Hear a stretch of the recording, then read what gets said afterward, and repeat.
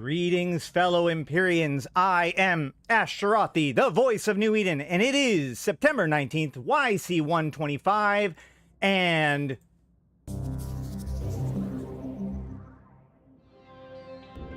New developments involving the recently discovered ancient Jovian gates have emerged. All 4 stargates appear to have shunted power to navigation and FTL communication systems, pairing with their destination gates. While the Stargate pairs remain closed to traffic, their systems have registered with the Interstellar Stargate Network. Navigators across New Eden were startled to discover a new location and routes displaying on their star maps as the new gates were registered and reported their destination, pairing with gates in the unexplored system of Zarzak. Given all 4 ancient stargates lead into Zarzak, it is clear that if they become active, this mysterious system is likely to become a significant transit hub for those willing to brave its unknown dangers. Elementary statistical data about Zarzak has been obtained from the gate registrations and their basic navigation fluid router reports. Most noticeably, the star system appears not to contain any planets and is shrouded in electromagnetic and gravimetric interference. However, the central star is clearly of the blue A0 type, and as well as the stargates, there appears to be a space station. This structure is broadcasting its designation as the Fulcrum and appears to be under the control of the Deathless Circle. Scrutiny of telemetry from the star indicates some kind of construction project ongoing in its vicinity, but the data is difficult to interpret. It remains unknown what is being constructed by the Deathless, but messages carried by pirates that were intercepted by Capsuleers reference some kind of powering up procedure initiated from the Fulcrum. The Zarzak station is of previously unknown design, but carries clear signs of being of Jovian construction, and is evidently enormous in scale. When and how the Deathless gained access to Zarzak and then managed to seize control of the station remains unknown. These developments are causing significant interest and disquiet among Capsuleers and the 4 empires. The location of Zarzak and its far-flung connections across New Eden may make it one of the most strategically important systems in the cluster. The fact that Zarzak and its Jovian station is under the control of the Deathless, a man who seems determined to bring together the Angel Cartel and the Garistas pirates with a promise of sanctuary, poses a significant danger to all of New Eden. What other knowledge and control of Jovian technology is the Deathless in possession of? How does the Deathless Circle intend to utilize the strategic location of Zarzak? What are they constructing and what are their intentions? These are all questions burning in the minds of Empire leaders and Capsuleers alike. This is Alton Havery reporting for The Scope. And this is the Eve Universe Show! Welcome, welcome, welcome. Oh! I am excited. I thought we were going to have to wait till this weekend for some exciting stuff, but guess what? We don't have to wait. We have plenty of things to speculate about already. Okay, let's take a step back. This morning, we got an update on not only just to Singularity, but they actually patched all of this stuff directly to Tranquility. So a lot of the stuff, obviously, Singularity is still, I think, inaccessible. So you can see here that I have, where is it? I have all of this information for us to go through. This is all on Tranquility right now. The Deathless Circle is on Tranquility right now, okay? So that's the thing. Hey, what's up, Sheesh? Thank you for that. Okay, so, woo! I was right about some things. I was wrong about some things. Luckily, I was wrong about the things that I was okay with being wrong about. I've been talking about this for a while now. Obviously, I've been focusing on Anur because of everything. If you go back and watch my stream yesterday, you'll see a lot of that. But there was a lot of people that were pointing out that it looks like it's linking somewhere just past Anur. Here come the Deathless. Here comes the Deathless. So what we actually have is a new star system called Zarzak.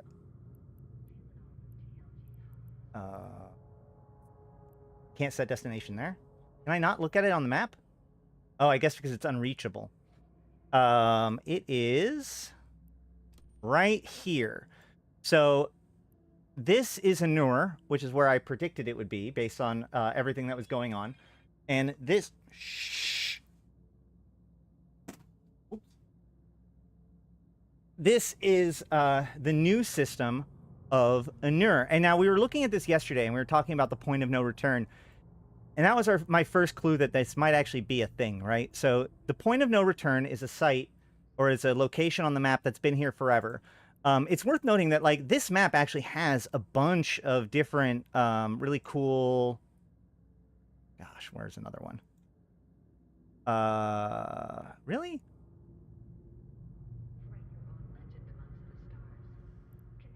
Isn't there supposed to be, like, the Court of the Elements over here?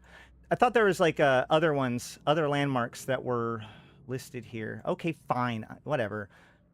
Either way, there are these different landmark areas, and this is one of them. You have to zoom in more? Okay, hold on. Yeah, there's the Traumark installation. Oh, yeah, okay. There's some other stuff. Hold on. If I go over here...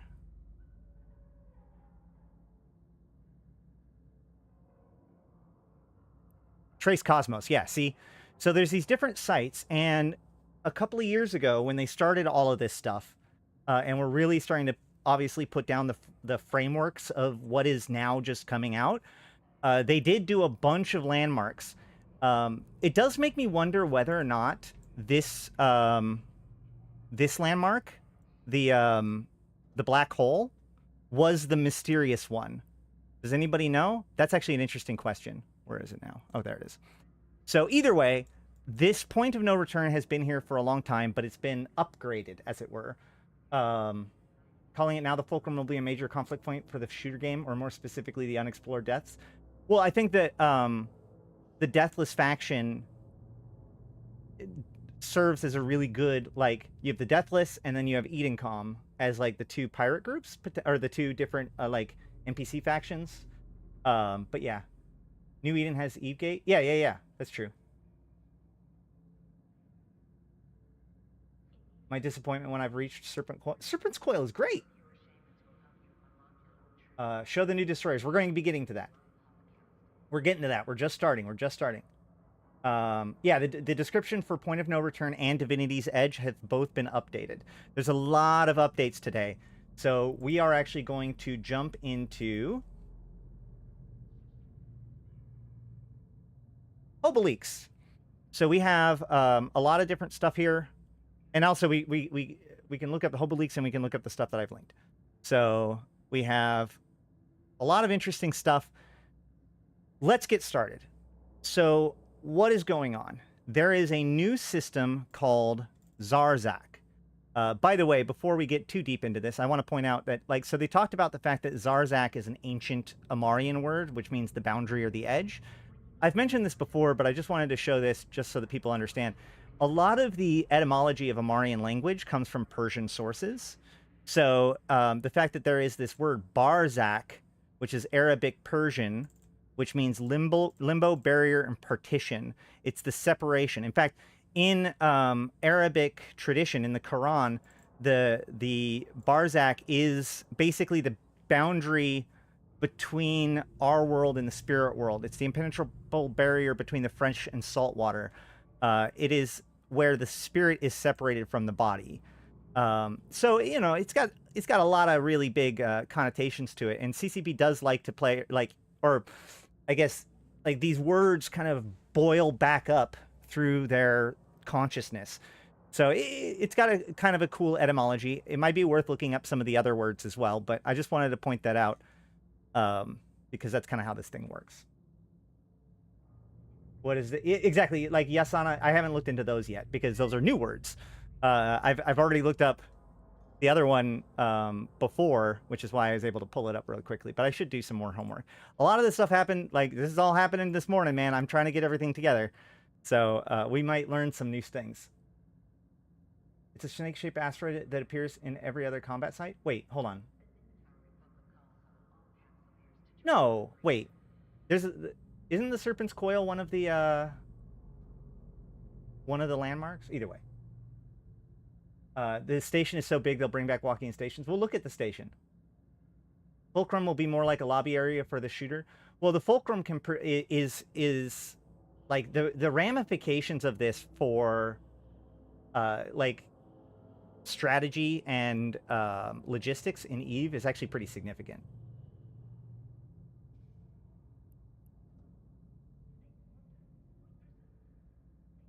Yeah, Sissy is no longer open for just random testing. Well, it said that it was an Amarian term. Like Matashi Reich recognized it as an Amarian word before it was even revealed as a system. So I think that, and a lot of this area, all of this area too, was created by the Amar. In fact, if we look at the actual description of the point of no return, it does say the point of no return is a small black hole located not far from Empire space, first noted by the Amar astronomers. According to their records, they named the black hole Dunza Ka, or Fallen Beyond Hope. This black hole is rather old and formed by the sun, by a sun not only just large enough to create a black hole when it collapsed. One interesting fact about this black hole is located more or less exactly in the center of the known world, if you only count those systems that have been linked with stargates. It was recently discovered that the small blue star Zarzak orbits the edge of the black hole's matter accretion disk.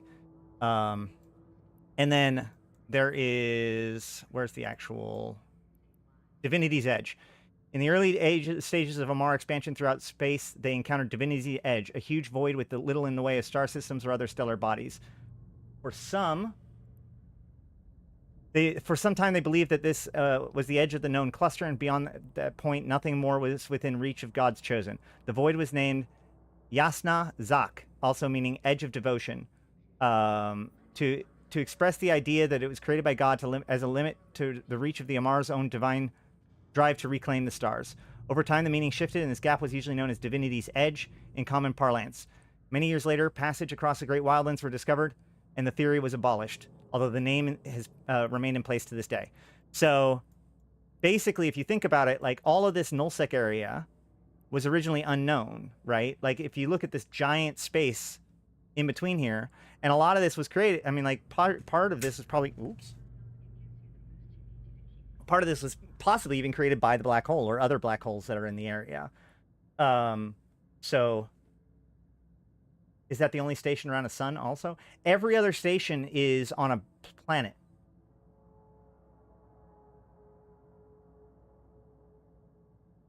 Is the system in super range? I am reasonably sure that you will not be able to Sino into it. Yeah.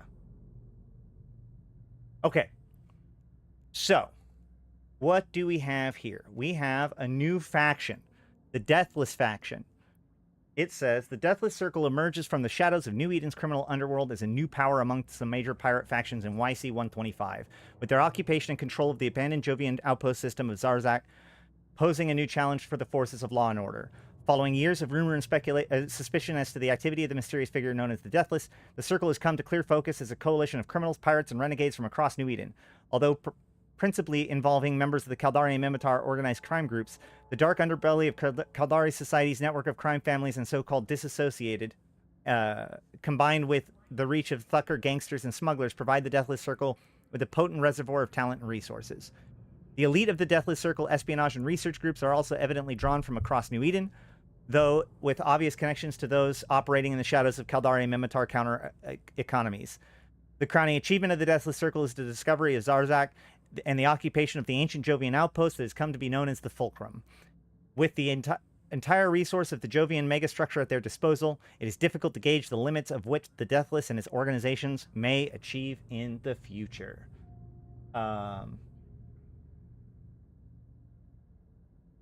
If the system's name was originally assigned by Amar astrographers, the fact that it's kept off the map might be because of the Jove station itself. That's actually a good point. So there is a Jove station there, which means it was obviously occupied at some point. I think that, I don't know. You know, it's just speculation, honestly, at this point. Whether or not the Deathless named it that because he knows the Amarian language. I think that there is actually one of the strings. Is it for the actual system itself? Yeah, Zarzak is a system cloaked in the dust gas and assorted other bits of matter that are being drawn towards a black hole known as the point of no return. To most of New Eden and Dunza Ka to the Amar. The location of Zarzak places it deep in the void of Divinity's Edge, or Yasna Zak, and somewhat notably, essentially at the center of New Eden cluster by virtue of the astronomical coordinate system used by Concord. Given this system was proposed by the Jove in the early days of Concord, it is suggested that the dominating features of Zarzak are the ancient Jovian gates and ancient Jovian outpost known as the Fulcrum. So the system was proposed by the Jove in the early days of Concord. So, yeah, so this name existed before this. Zarzak's star has been gravitationally captured by a black hole and is slowly orbiting closer and closer to the eventual merger of the mass singularity. This event will take place many years in the future, but the effect of orbiting a relatively near vicinity of black hole are already being felt from the form of intense and volatile gravitational tidal forces experienced by the singularity. As the star is within the outer edges of the matter accretion disk of the black hole, the instability is further contributed by the fluctuations in mass density within the cloud. The local system environment here is harsh and unforgiving, to say the least.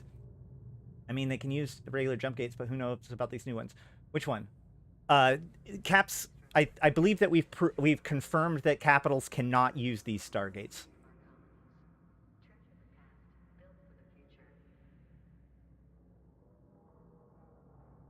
Can you enter Zarzak? No. So right now, yeah, we have gate restrictions.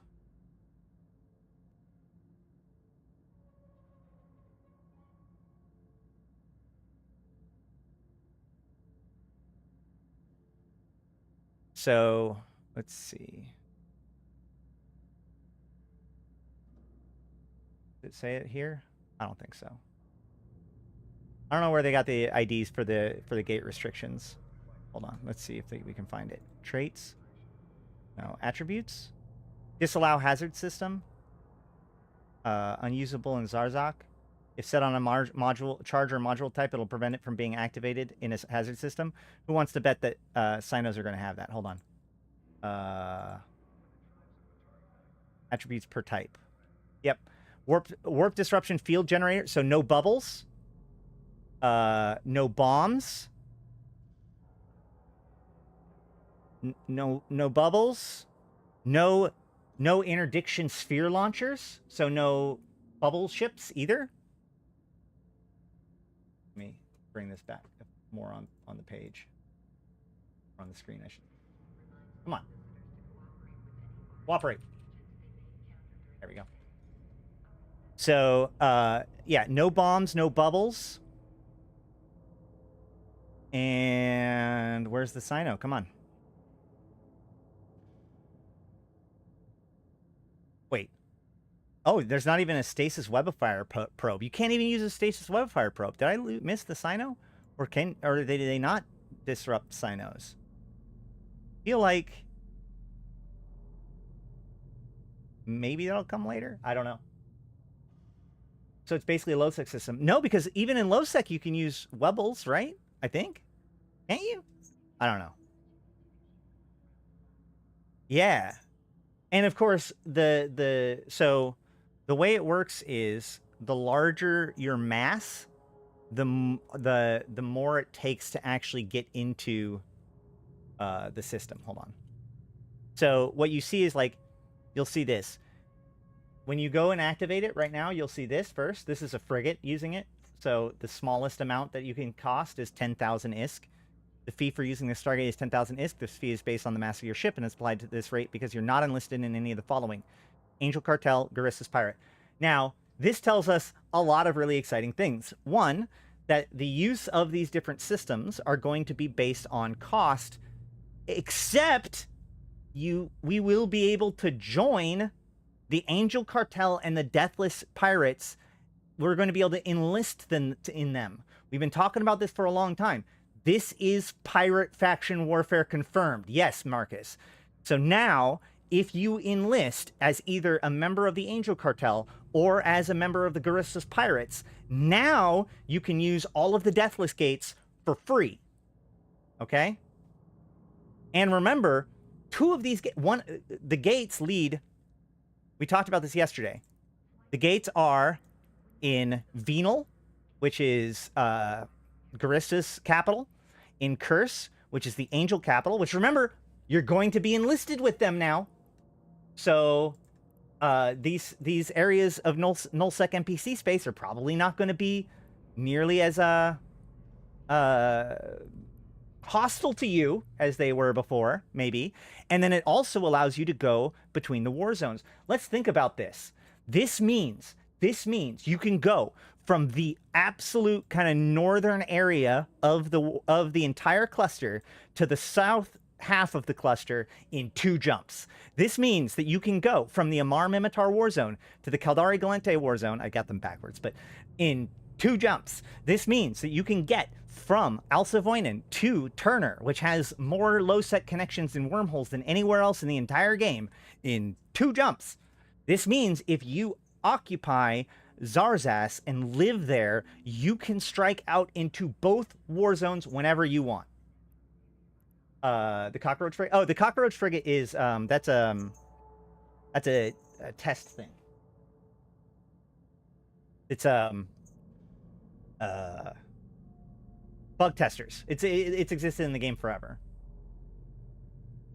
Ren's new prime supply hub for Venal. Yeah, like this has crazy ramifications. Now, one of the things that is true is that if you look here, where's my thing? So if we look at the Deathless faction, no, if we look at the actual station itself, first of all, this is the big one. Ready? This is how big it is. I can't even look at anything besides like the tip, right? Like this thing is huge. It doesn't even render correctly in the previewer. But we can already see that it's pretty cool. And that looks like it's probably going to be the entrance out the top, maybe? We can... Yeah. It's big. I can't zoom out any further. But if we see here, it says that the Clone Bay requires 10.0 at the Deathless. Fitting requires 10.0 at the Deathless. Industry requires 10.0.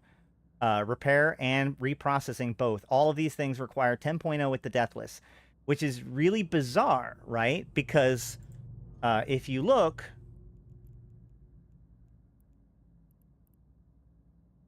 like, I have 9.9 with Federal Strategic Material. I am reasonably sure if 10.0 was achievable, I would have it, right?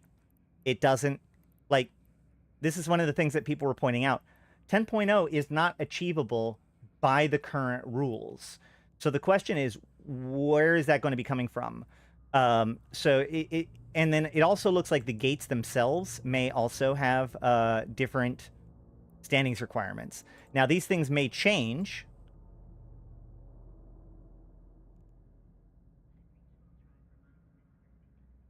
I would love a Deathless faction line that has the Concord ship bonus, but for negative sex status. A lot of people have been talking about that, but since those Concord ships were released. Does the Deathless have standings tied to Angels or Grissus as well? Well, let's look. I mean, they should, right? No. Although, again, so, like, even though this is directly on Tranquility, I would consider all of this stuff to be temporary numbers. I've heard that that CCP has even confirmed that a lot of the numbers, or that the numbers in for the destroyers are not final yet.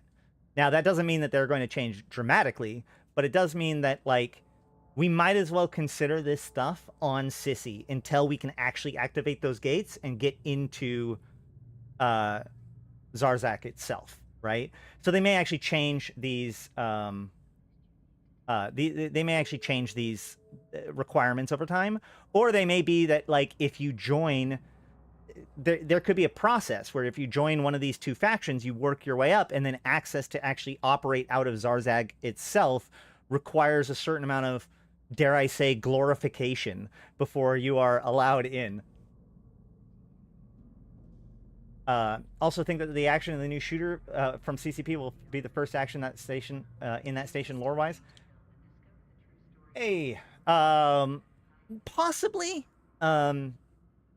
I do think that this definitely opens up a lot of doors for the 10.0 is achievable, just the actual way to do it requires a level of hell grind that isn't feasible for the average person. Right. Well, the point is that, okay. So before we go any further, what I'll say is that this really ties into one of my original predictions for FanFest and for the expansion, which is I think that the focus of this expansion is going to be about piracy, smuggling, and commodities and such, right? One of the interesting things, one of the very interesting things, I think, about this whole Zarzak thing is the fact that it actually has its own version of Concord, right? So it has its own towers. Actually, hold on. I can just figure it out. I can pull it up here. Here are the...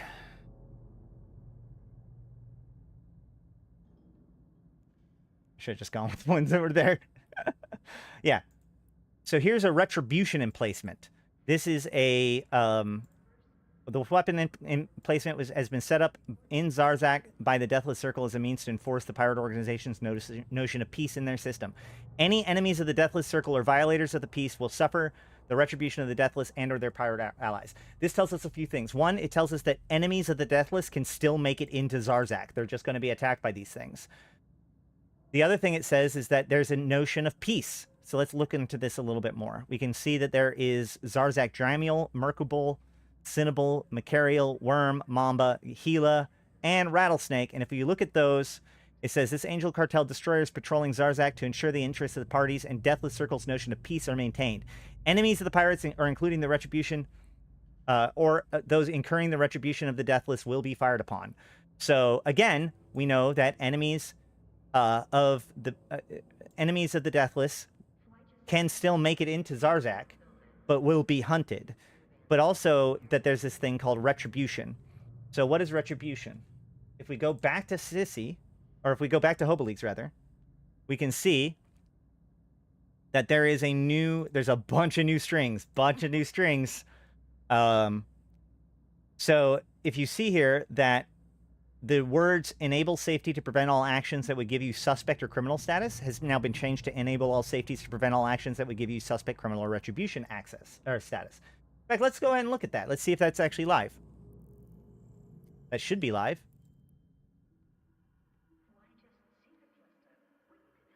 Yeah, bubbles are prohibited. Correct.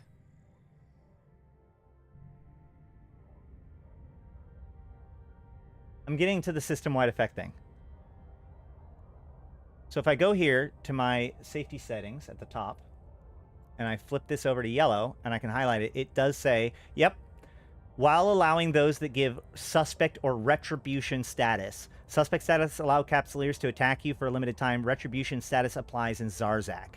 So basically, while you are in Zarzak, there is a way to obtain a new kind of status known as retribution that is much like the suspect timer, but will basically give you a limited amount of time where all players can attack you and the Deathless people will too. Chances are this is like if you do something against another Deathless loyalist, right? I want to play Eve, but not sure if I should spend the sub price for my 2 accounts when the game population is not that good or growing. The population has actually been pretty decent recently, and I think it's going to be on the upswing. I mean, if you're not above 5 million SP, then you might as well be an alpha account. And if you are above 5 million, like, you can always play the game as an alpha and see whether or not you like it. And if you feel like it, you can go Omega. This system will not be -1, but will be more like 1.0 for pirates. It looks like it's going to be close to like almost like a low sec or kind of a high sec. It looks very similar to Pochfin. So in Pochfin, like the trig will attack you if you mess with if you attack them, but that flag is invisible, and that's always been kind of a problem, right? That the flag that tells the Edencom and trig guys to attack you regardless of what your current standings are with them because you've like aided an enemy or something like that. That flag is invisible. This seems like it's going to be a more visible version of it, right? So I don't know about 1.0, but it is -1 because there is no Concord presence. Remember, security status is only Concord. So given the fact that it has a different like maintaining of order besides Concord, it does have a -1 security status, yet it does have some protections. So Let's keep going. So we also see there's a couple of items that are very interesting. There's the dynamic perimeter bubble, the Zarzak 125, 250, and 150 safe zones, and violent gravitational instabilities. Now, we know that this system is orbiting a black hole very tightly. In fact, here it says, here's the AO blue star. This small blue star of the unusual AO classification has been gravitationally captured by a black hole and is slowly orbiting closer and closer to the eventual merger with the mass singularity. This event will take place many years in the future, but yeah, we already read this one. So basically, this star is getting dangerously close to the accretion disk. So is likely going to be starting to be pulled into the accretion disk, which is why there's all of the fluctuations. Well, I think that Zarzak is going to have more than just the normal black hole effects. I mean, the black hole effect, the black hole is not that far, or not that close to wherever. So, yeah, honestly, yeah, unless you're doing capitals and stuff, one account is pretty much sufficient. To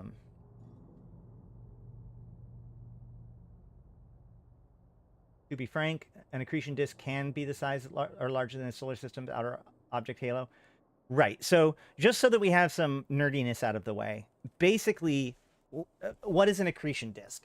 So a black hole is a singularity. When a star is massive enough and dies, you know, the star is in its heart, it converts hydrogen to helium, and then from helium to blah, blah, blah, blah, blah. At a certain point, it quickly cascades to the point where it starts fusing things into iron.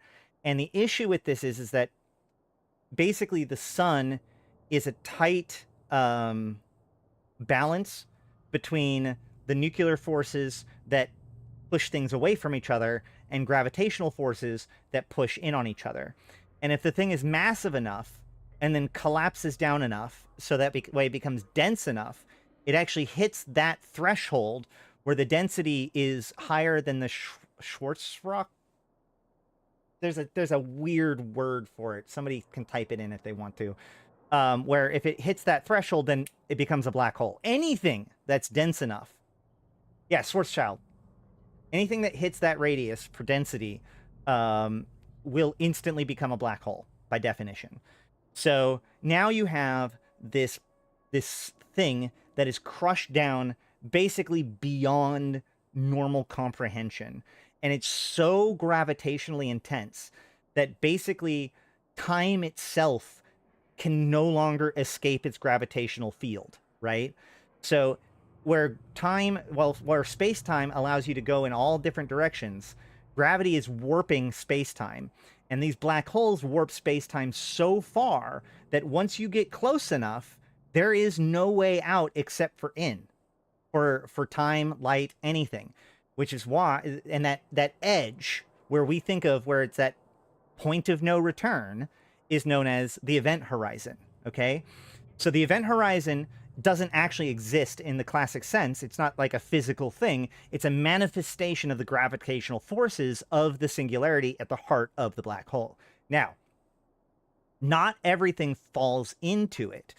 Just like our moon orbits us, right?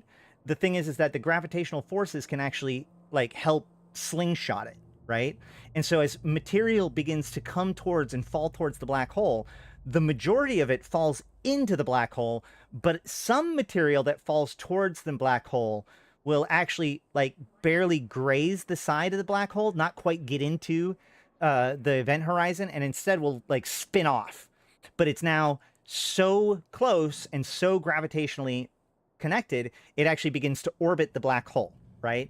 But this is so much force that it's not like a planet orbiting the black hole, and this matter is going around so fast and colliding into each other so much that it begins to heat up and gain more and more and more energy until it starts to glow really, really bright. And this is what is known as the accretion disk, okay? That's what an accretion disk is. It's basically the matter that has been trapped in a tight gravitational orbit of the black hole and energized by that gravitational energy and by the collision with the other particles within the same field, And so basically, that's why I said like the star is effectively going to be getting closer and closer, and eventually it'll start to get torn apart, and pieces of the star will actually be ripped into the accretion disk. Yeah, think of the black hole from movie Interstellar. Interstellar actually has a really good picture of the accretion disk. Hold on. Let me actually...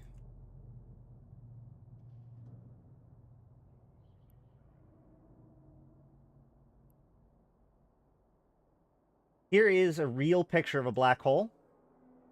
And this light area around it is the accretion disk. Okay? So this area is the accretion disk. This area is the black hole. If you want to know more information about this, there's actually a couple of really, really, really good Veritasium videos out there. I'm not going to show them here because... but right here, how to understand what a black hole looks like, spinning black holes, and first image of black holes. Like these here are incredibly good descriptions of how black holes work and how accretion disks work and why things look the way they do around a black hole.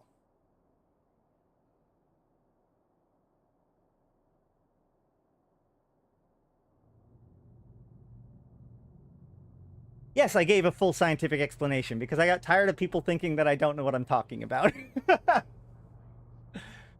So, okay. The other thing that's worth noting is that AO blue stars are considered to be one of the more energetic stars, and is the star type that has been being used for things like the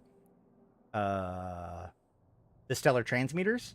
So, you know, the star itself is actually interesting on its own right for its own gravitational anomalies, and then combine that with this black hole that it's orbiting, and it could be wild. Yes, it's literally super hot metal. Yes, exactly. Yeah, totally.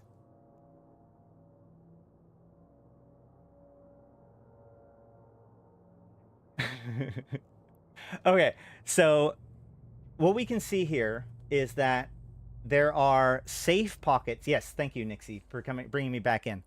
There are these different safe zones around... What are you talking about, Fiend? What I just described is real life black holes. No, Zarzak. So like, there's going to be these safe zones, probably around stargates or other sites or whatever. I find it interesting that there's 3 different sizes of safe zones. So because there's stargates, there's the outpost. What I find interesting is there's a lot of other things that we see here that aren't those either the station or the stargates, right? We have asteroid belts. We have 3 different kinds of asteroid spirals, whatever those are. We have a Deathless storage yard. We have asteroid debris. We have a Jovian observatory that's pristine. It hasn't been damaged yet. So this system is going to potentially have some interesting stuff, but with this idea of these safe zones that otherwise crush you. And in fact, there's this thing called VBD Cloud Infinite. So these are kind of where, and also Zarzak radiation environment. So these are going to be the effects that affect your ship. So let's go back to Hobo Leaks because this is where things get very spooky.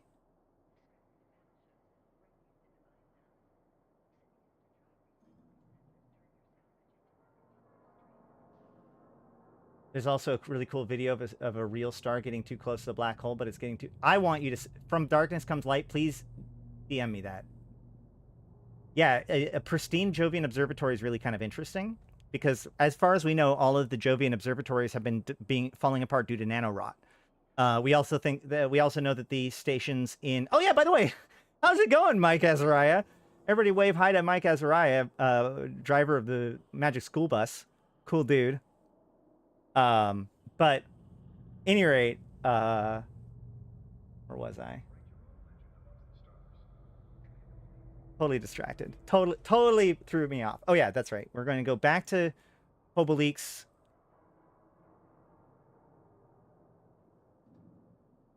And we're going to go down here to the different textures. And what I found really interesting was we have these things, status effects. Now, these are the charms that appear at the bottom of your ship, or like near your HUD.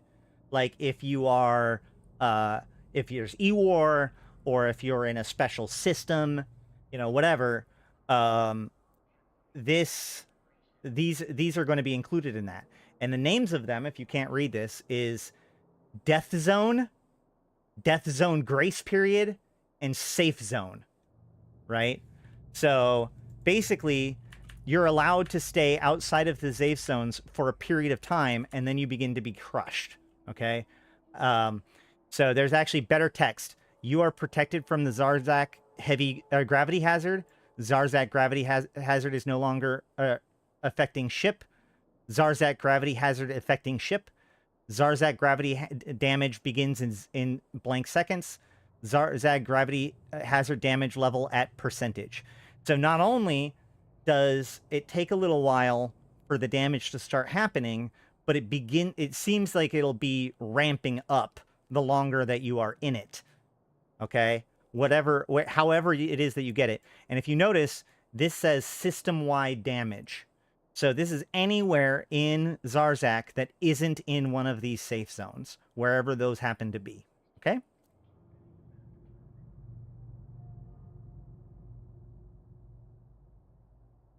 Now then, in addition to the Deathless, we also have a bunch of new sub-factions.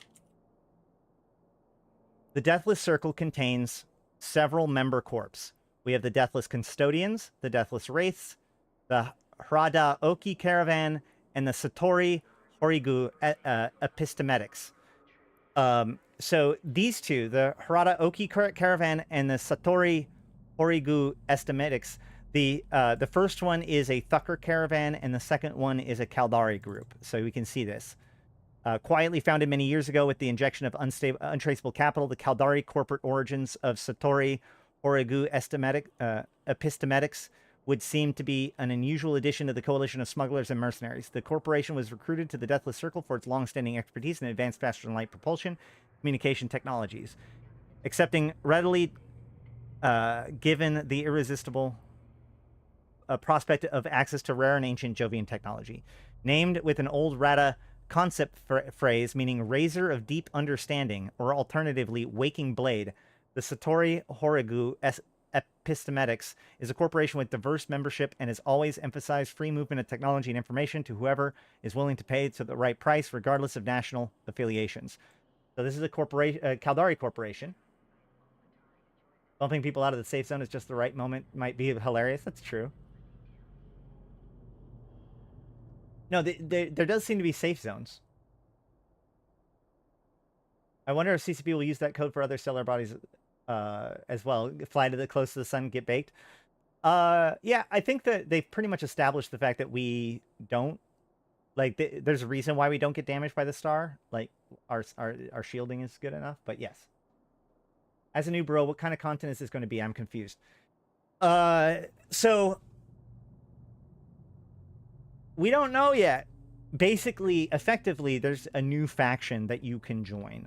You're not going to join it principally directly, it seems. It looks like you're going to be joining it by enlisting as either an Angel Cartel or a Garistus pirate member. And then from there, you can gain access to this network of Stargates and the Deathless. There's almost certainly a lot more to this than what we see right now. Thank you for that. That's what I needed you to do from Darkness. Thank you. But it looks like this is going to be a new kind of lifestyle for players in the same way that Turner and Pochman has been in the past. Now, again, I think that this is actually part of a larger update with the expansion. Like, the expansion is not just this, okay? This is not the entire expansion. I think that the expansion is going to be surrounded around criminals and smuggling and commodities. There is a mechanic in the game, you know, there are commodities. Commodities are things with NPC buy orders. But what some people don't know is that there are also NPC sell orders for commodities and such. So, like, you can actually do this where you can go to one region, buy a bunch of stuff, take it to another region and sell it for more if that region has it in more demand. And we're talking about no player contracts are involved at all in this. You're buying it for NPC buy orders, you're buying it from NPC sell orders, and then you move it to another place and you sell it to NPC sell orders. And there's even a contraband mechanic where some of these materials are contraband, and selling them in contrabanded areas is more valuable. And there are custom agents that scan you and punish you if you're caught with this contraband. This mechanic already exists, and they just haven't, like, it's been so long that it's been iterated on that, like, you probably don't even know about it because it's basically worth very, very little, because it's never been scaled to all of the newer ways of gaining ISK, right? Like, imagine a world in which level 4 missions were like an exceptional amount of ISK, you know? Like, we've been through some, a little bit of power creep since then. So, but what that means is that smuggling and crime watch and whatnot is a low-hanging fruit for CCP to update, right?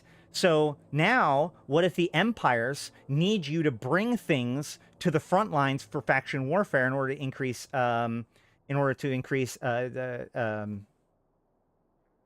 what's it called? Advantage.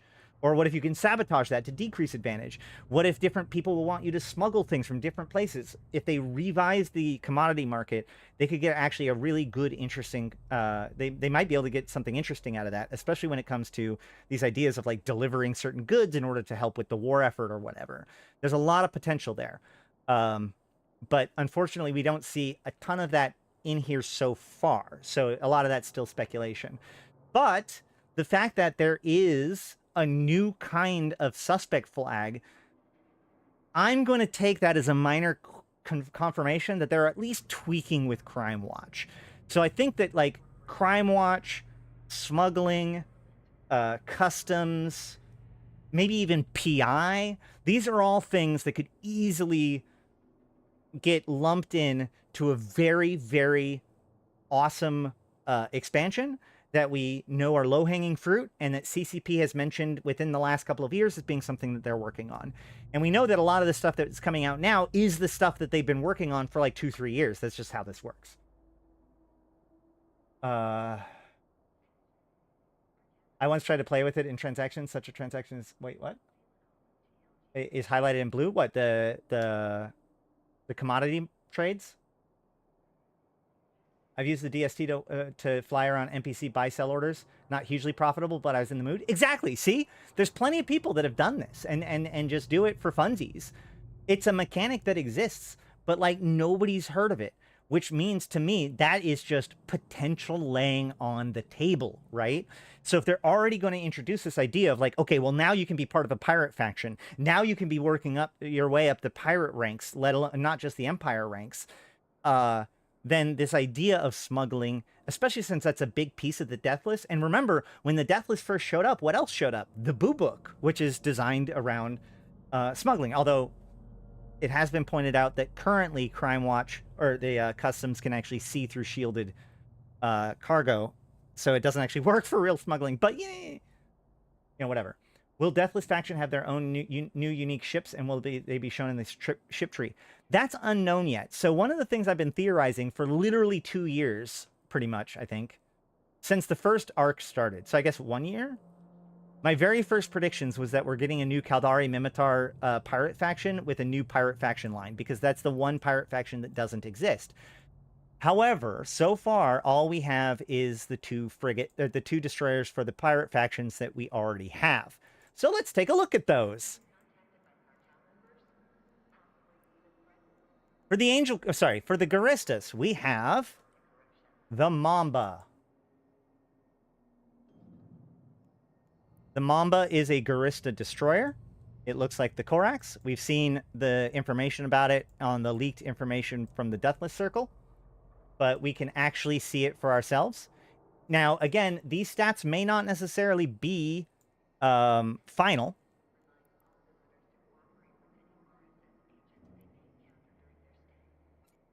A couple things that have been pointed out. First and foremost, actually, well, let's do it this way. Hold on. And then also let's add to the compare tree.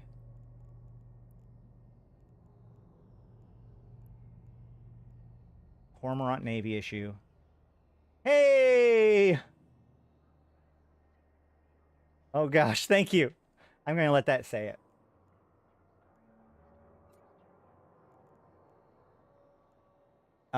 And then Jackdaw and Caracal. Okay. Greeting to the 100 plus Empyreans watching. Primary the like button and broadcast the stream to increase fleet standing. Yeah, I hear that if you like the stream today, then CCP will give you 1.0 status with Deathless. It's not confirmed. I don't know for sure, but I have heard that rumor. All right. So the Angel Desi is going to need more CPU if they... Yes. Yeah. That is one of the things that people have noticed. So, okay, the first thing that people noticed was the Cormorant... So, like, the Jackdaw has 900 hit points. The Stork has 950 hit points. The Corax has 1,000 shield hit points.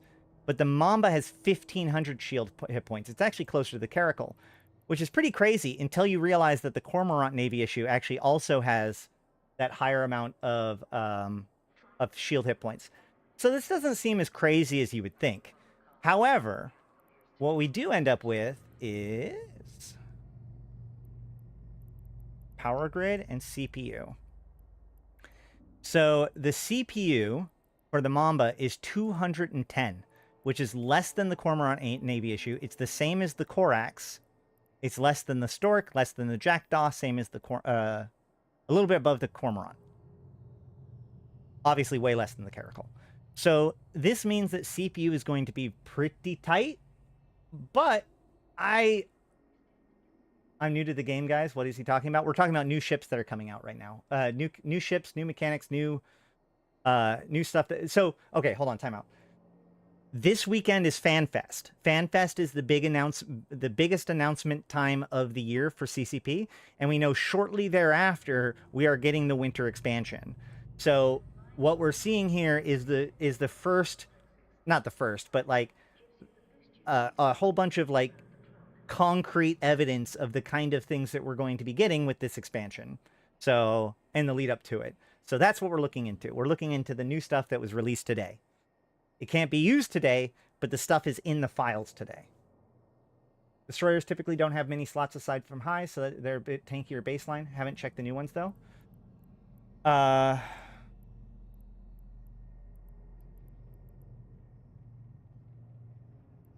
So the Mamba has a 247 slot layout, which is the exact same as the Cormorant, and the exact same as the Corax.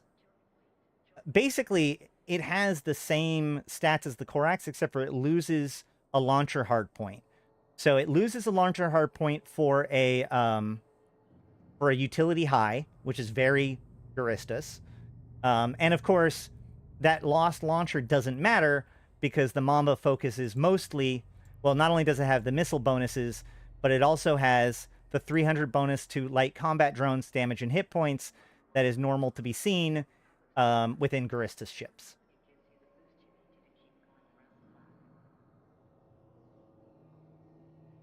Like a new Triglavian frigate. I see today checking the Triglavian frigate skills for 223. You keep saying, hold on, is there a new thing? No, there's not. Okay.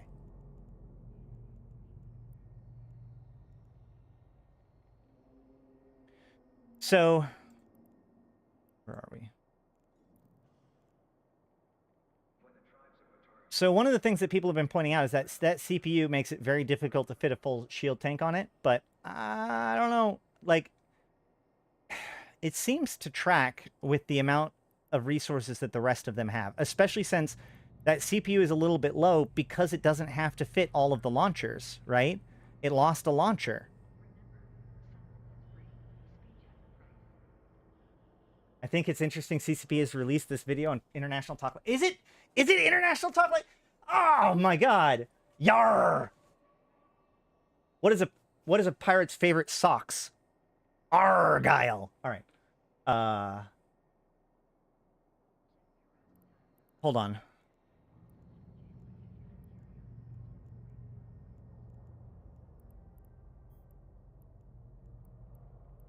Oh, the Hydra? That's an AT ship. That's an AT ship.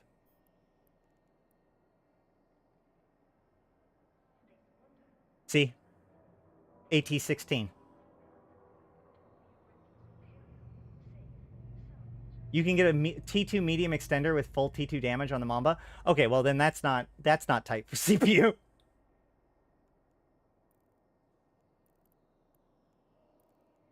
Speaking of which, let's go ahead and throw that on. Let's throw the Mekubal on here too. The Mekubal,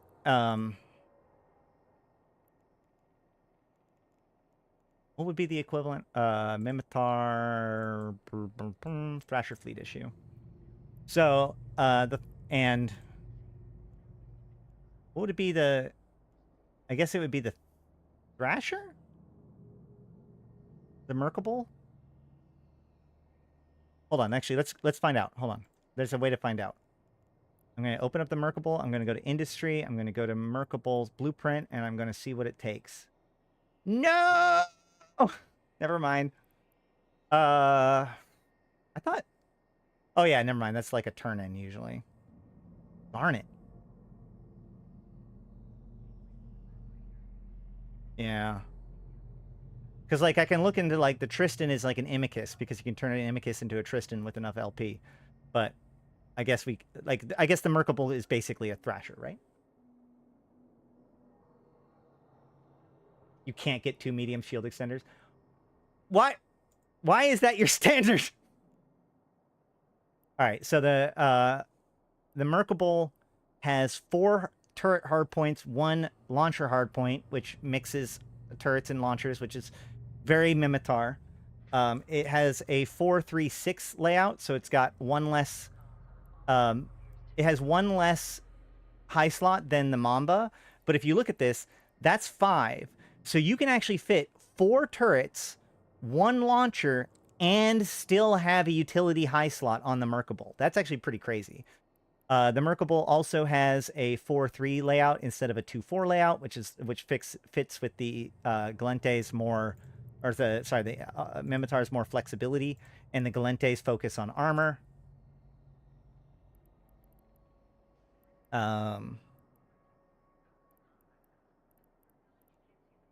And the Mekubal has no drone bandwidth.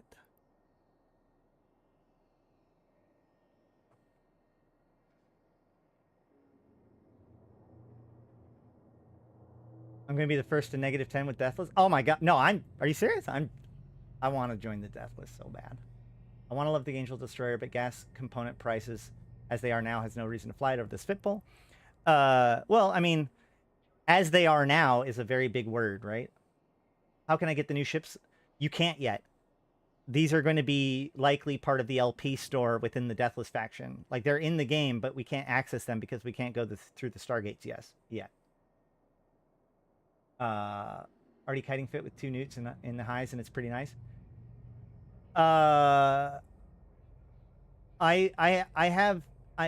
I find it very suspicious that you would say an already kiting fit with 2 newts. Newts are traditionally, especially small newts, are very much a short-range weapon system. The Deathless is a trade partner. Yeah, I mean, he seems pretty cool. Do I need to go back to the start rundown? 2 destroyers came out. So things are now in Tranquility, but none of them are accessible yet. Okay, so there are 4 new Jovian. The 4 Jovian Stargates connect to a new system called Zarzak, which has a station in it, a Jovian station, and it appears to be connected to the new faction known as the Deathless Circle. Yeah. I'd expect the destroyers to be in the pirate LP stores. I think so too. Yeah. I think that. I mean, like, this is very clearly we're going to be doing. You're going to be able to join the Garistas and the Angels after this. Like, you're going to be able to, in the same way that you can join Gallente Militia, you're going to be able to join the Angel Militia. So that's probably going to change how you interact with Angel NPC space. At least hopefully. I mean, if it doesn't, that'd be bizarre. You can already run missions for them, but now you can enlist with them, which changes the way that everything relates to you. In the same way that, like, you can run missions for the Gallente Navy, but that's different than joining the militia. You know what I mean? So Yeah. I have super negative angel standings. Yeah, that's actually one of the interesting things, because one of the things that I'm concerned about is that the people that are the most excited about this stuff were the ones out there grinding the angel sites and the Garista sites to get the Deathless fragments. But the problem with that is that I destroyed my angel standings. Just absolutely tanked my angel standings in a very short period of time. Yeah.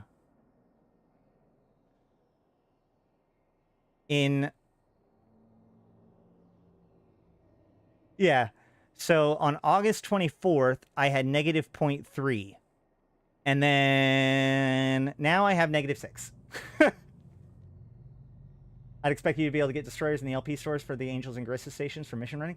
Oh, yeah. No, Jeff, I think so too. And I think that, I mean, like, it could very well be that Angel and Garissa's missions are going to become closer to, like, faction warfare missions, but we'll have to see. Like, we don't know the extent of what these changes are going to mean for those NPC spaces. We just know that Venal has a cool site in it somewhere, the Viper Pit, and Angel Space is, you know, like, whatever. Okay, I just an in-game test fit with the Mamba, Web Scram, and Rockets. 14.3k EHP with 120-ish DPS. 120-ish DPS is not the best. That's really low.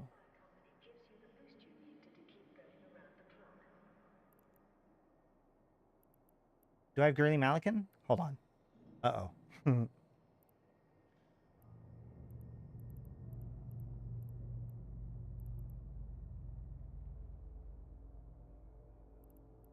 No. Interestingly enough, I have negative 6 with the Garistas Pirate, but positive 1.8 with the Garistas Corporation. 400 DPS with the Mamba. There you go. That's a better number.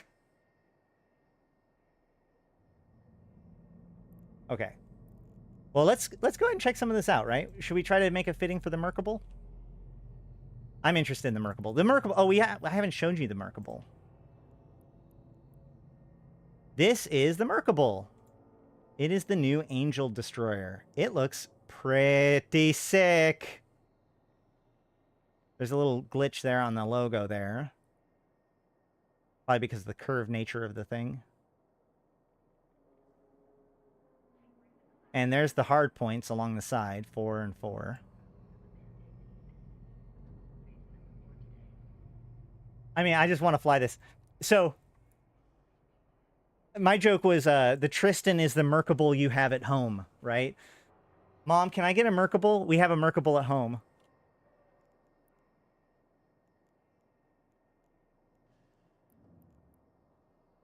Mekubal at home.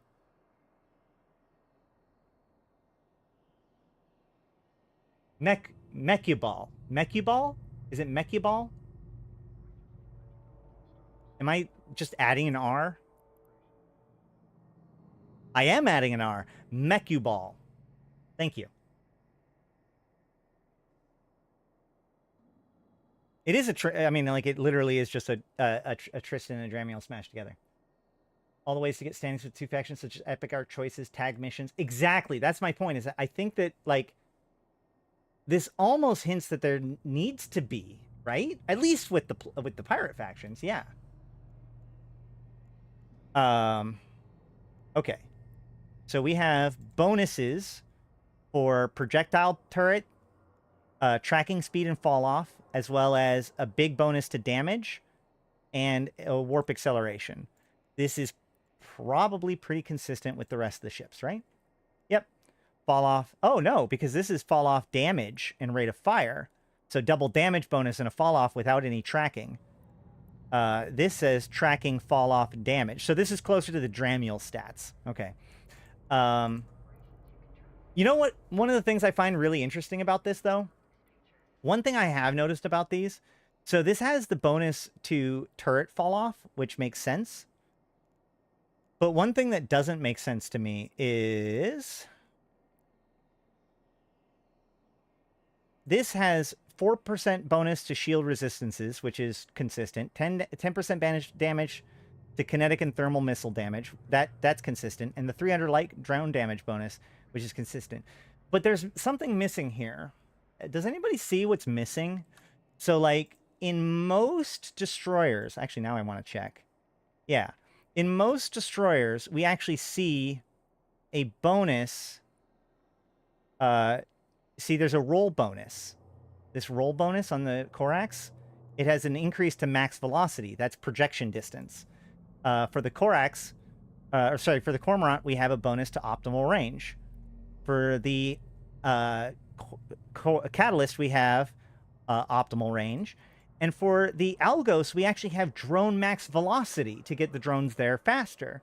So every destroyer in the game that I can think of, at least the basic destroyers and the Navy issues, have some sort of range bonus built into them, to include, actually, the Kikimora, right? The Kikimora has the longest optimal range of any of the frigate class of the Triglavian ships, because it's a destroyer.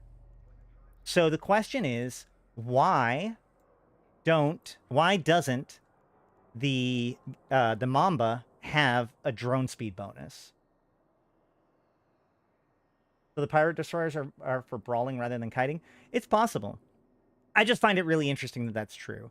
The Mekubal does have a fall off bonus, which, remember, like, so that's very consistent with Mimitar too. But like, Mimitar ships are all about their fall off. You know, my Machariel has like a 4K optimal and like a 58K fall off.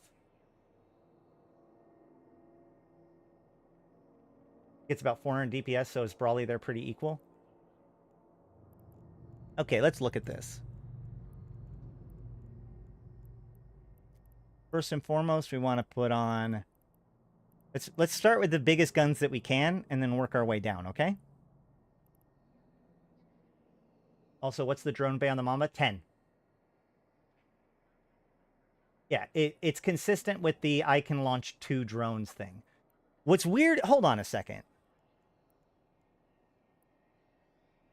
So, this is what I don't get about this, okay? What this means is that the damage difference between a Mamba and a Worm is going to be very low. And all based on the missiles, right? Because, like, so you're going to have 3 versus...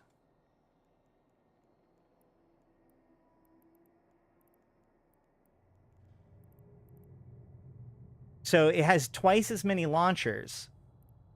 But the drones are the exact same between a Worm and a Mamba. Which is weird, right? That seems weird to me. Now, I'm not trying to suggest that the Worm is the Worm is too weak, or that the Mamba needs to be stronger. It's just a thing. Like, the Worm's drones are already so freaking strong. But I think that a drone speed bonus would be pretty applicable. Yes, you get 2 light drones, same as the Worm. Just like the Gila gets 2 medium drones, and the Rattlesnake gets 2 large drones. Okay, so, let's see.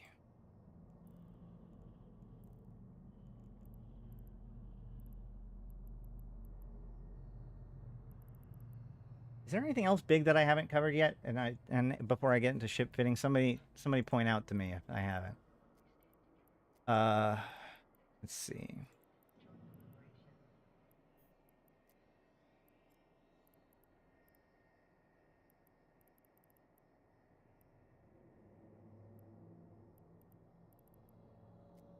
Do we want to go artillery or autocannon? Let's go autocannon. Because it doesn't have... Well, I guess it does have the range bonus, but... Alright. 200mm autocannon 2s.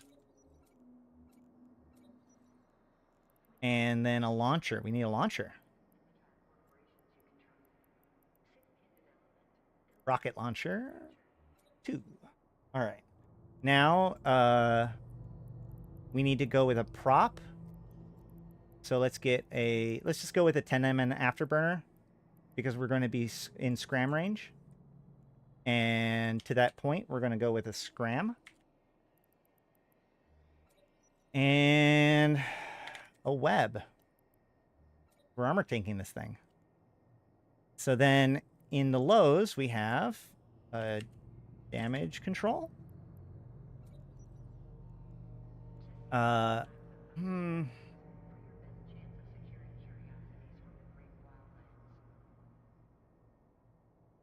do we want to put in here?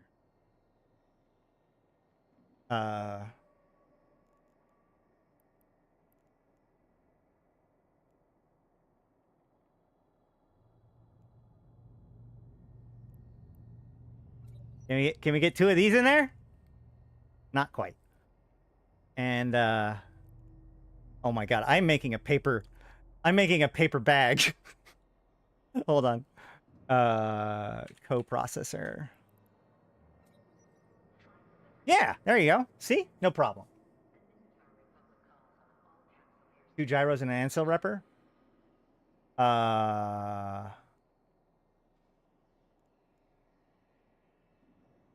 Oh yeah, that's right. This isn't the right thing. I don't need these. I don't need these. That's the wrong ship. I got silly.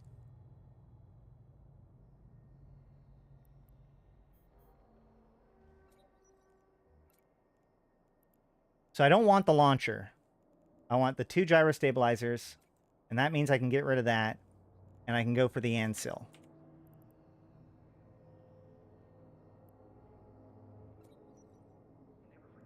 And then in the mids, or as the rigs, I could go...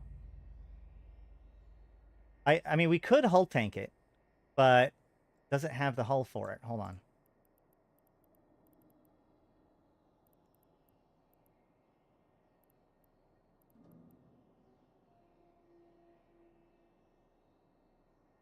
Yeah, it doesn't even have as much hull as a Cormorant Navy issue.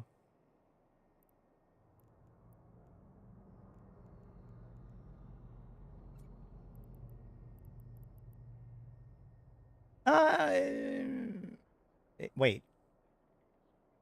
A Cormorant Navy issue has... Oh, no, that's shields. That's shields. That's shields. Give me a second. All right, structure. Looks like the Mekubal and the Mamba have the same amount of structure, which is pretty consistent. It's a little bit more than the Cormorant Navy issue. So yeah, I guess we could get away with it. So let's go with...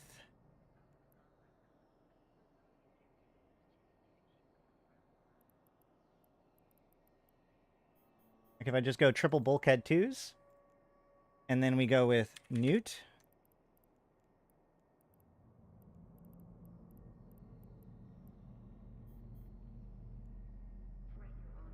Dang it. 101, 109. Oof. Power grid. Okay, so what do we do? What do we do? What do we do? Oh, that's a 10mm. I put a 10mm afterburner on it. You're telling me that this thing doesn't have enough fitting, and I've managed to fit a 10mm afterburner on it by accident? Whatever, man. There's plenty of fitting.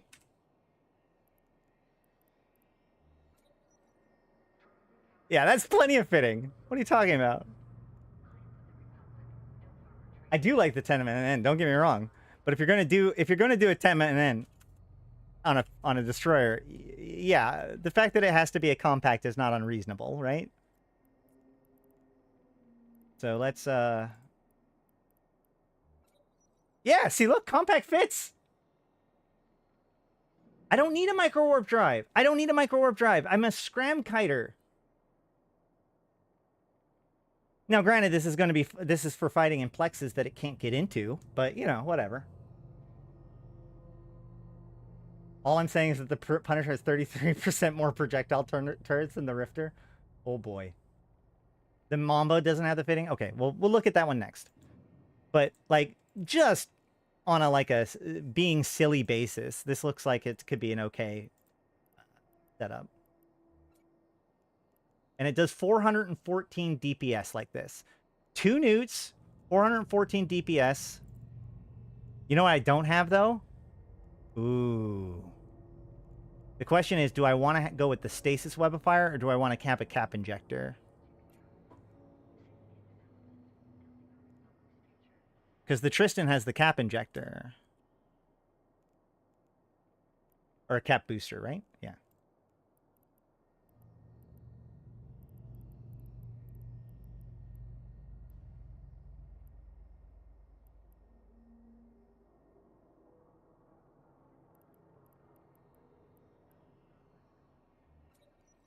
Just short on power grid.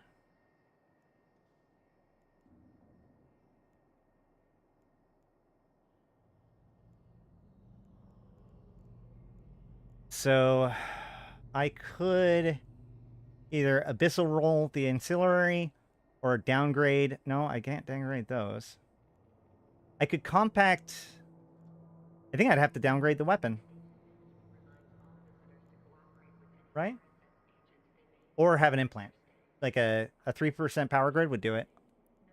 Assuming I don't have an implant in right now. Hold on. Oh, shit. Nope. That won't work. So, I guess we... No, that doesn't work either. I think we have to tune down the guns. Drop a newt. Yeah, but I don't wanna.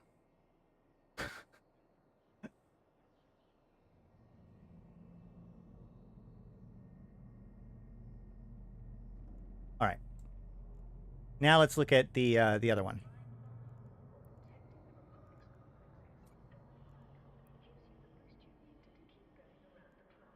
Okay. You can't do dual medium extenders for the Mamba. I don't think that dual medium extenders should be the festival launcher. There you go. The dual medium extenders I don't think should be the standard by which small ships are measured, personally. All right, let's go with, let's see, we got...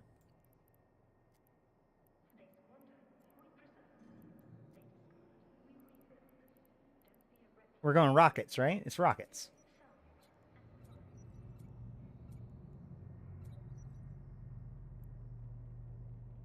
Oh, you could do Newton and Nos, maybe. Yeah. Okay, let's get... I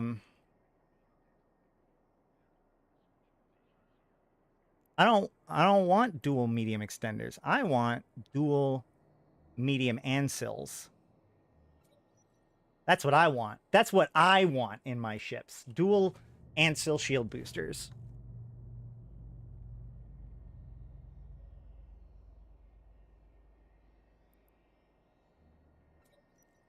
And a micro warp drive and a warp disruptor.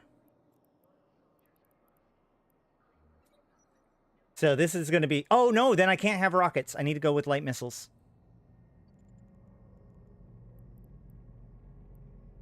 I mean, I guess I could just rely on my drones for most of the time, but let's go with missiles.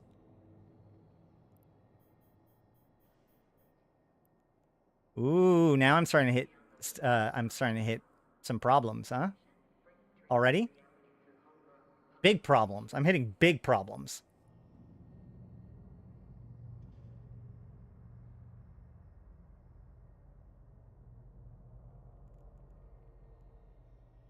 So, can I compact this?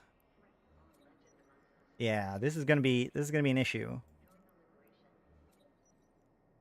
Okay, so now I'm down to just power grid. So I can go with a auxiliary, right? No, ancillary? Ancillary? Yeah, ancillary current router. So there's that. That works there. So now, what does our low slots look like? Our low slots, this is where we get the Dash X, right? That's going to keep kill my CPU too. All right, well, I guess if we could just go with the drone damage amplifier. Also CPU issues. Yeah, I'm going to have CPU issues no matter what, because low slots are going to take up a bunch of CPU. So, damage control? Can I have a damage control? No. So I'm going to have to, like, oof. If I want to do this, I'm going to have to do double fitting rigs, which isn't lovely. But we'll do it.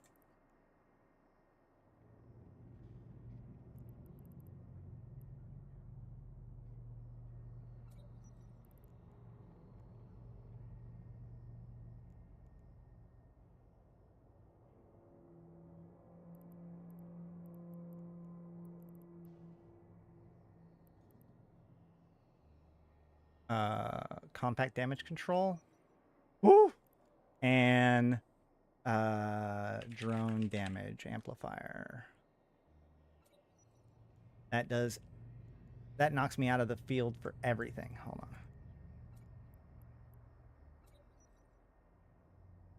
on. Ugh.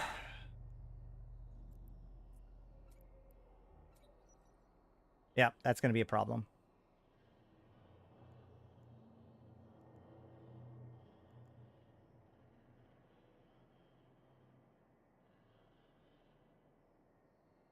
Nanofiber instead?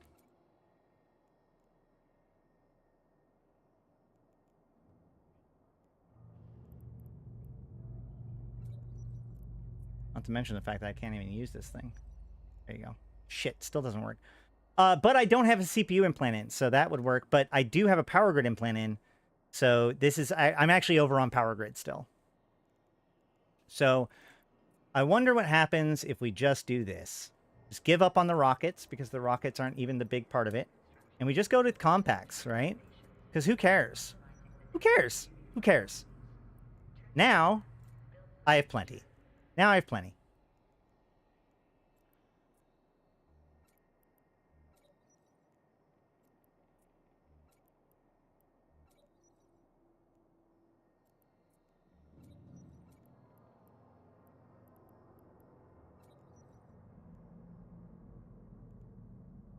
My power grid?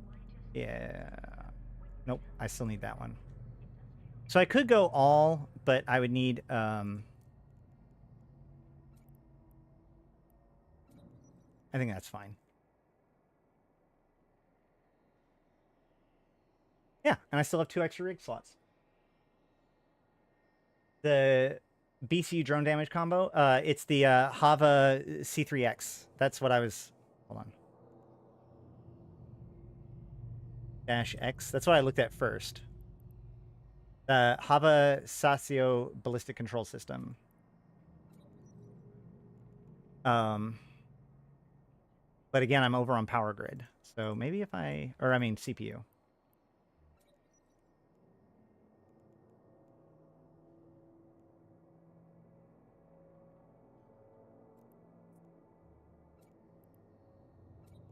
You can fit the C3A.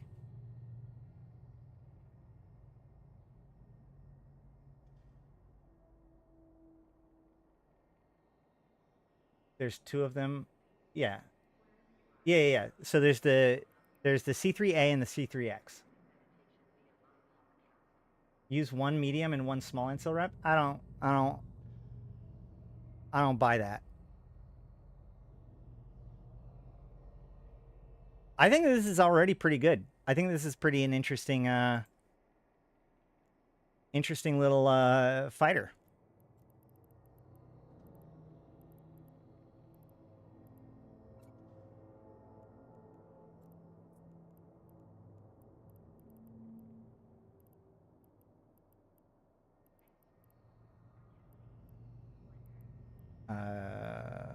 Federation Navy, whatever. Caldari Navy Inferno, right? Yeah. 217. 304 DPS. I have 304 DPS with 2 medium Ansil shield boosters.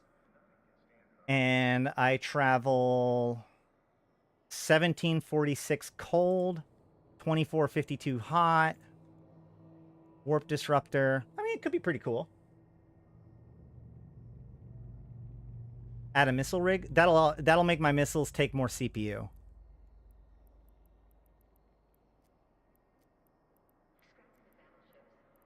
Right? Am I dumb? Yeah, it makes them take more CPU. I think this is a perfectly functional ship. I mean, the double medium shield boosters is absolute, like, cancer. If I wanted to go for like an abyssal fit or something, I could go with like a. Let's see.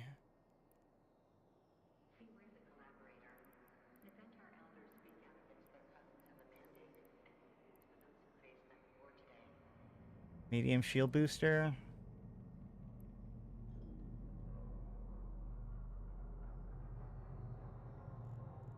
Be a damage control, right? Damage control.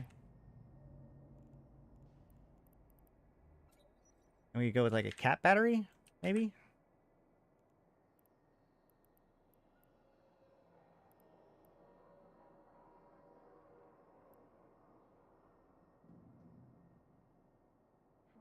Can't fit the medium compact.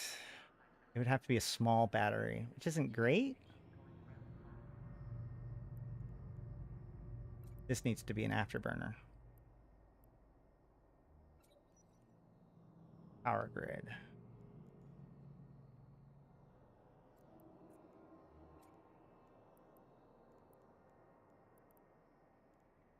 Wow, I can remove the shield booster and it still is over on CPU by 136. Okay, fine. I don't get a medium battery, all right? I get it. I get it. I get it. I get a small battery and I'm going to be happy about it. That's what I get.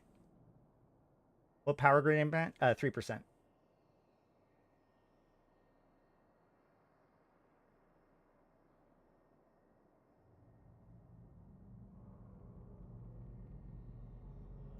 I mean, this could work. I mean, like, look, if you guys like the worm, which I don't in the Abyss, then this could be good. These could be these are really, really tight on fitting.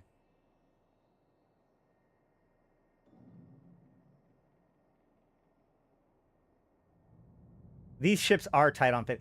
Are most pirate ships this tight on fitting?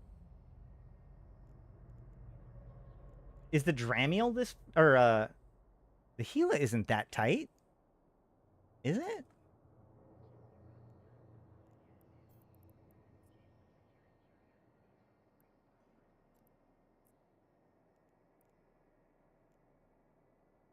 No. Well, I guess it's double. Yeah, that's got a medium cap battery. Oh, I could go with the Thucker, or the Thucker cap battery instead.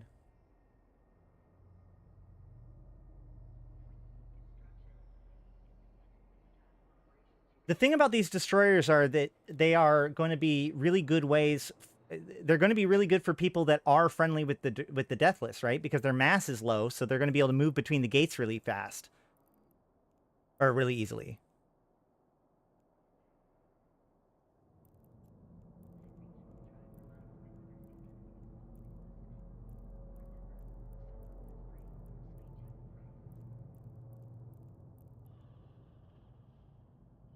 The Gila's a cruiser. Yeah. You're saying that the Republic fleet is better than the Angel one? I don't know if I'd go that far. Let's go look.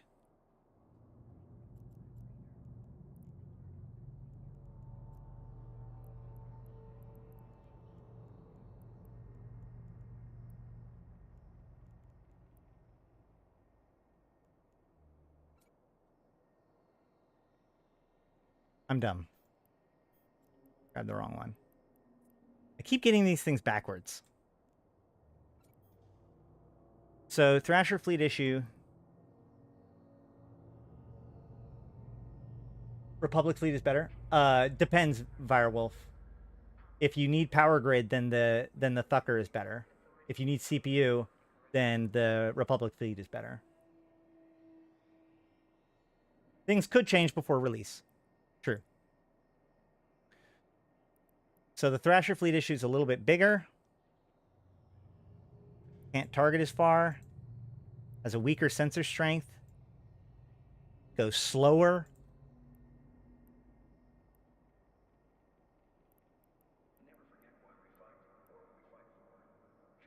It has less power grid. It has less CPU. It has 2 extra hard points, but that the Mekubal has the damage bonus. So the Thrasher fleet issue has a combined 25% damage bonus. Well, 25% and 25% because of the damage and rate of fire. The Mekubal has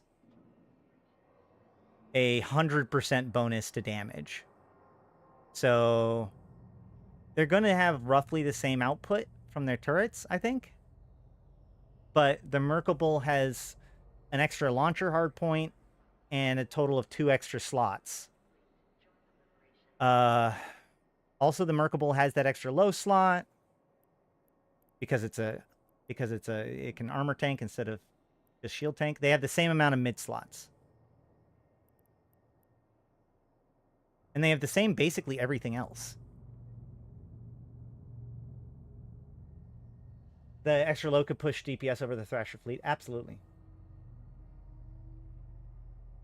And for whatever reason, you need energy newt resist. Thucker is also better. I thought Republic fleet was better for resists. Hold on.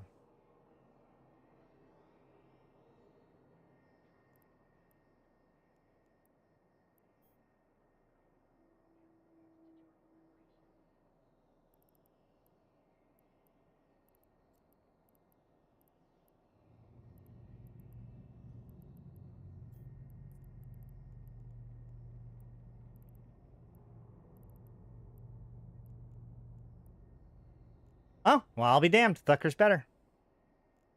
Is that true for medium? Have I just been wrong all this time? Hold on. It's possible. Or large?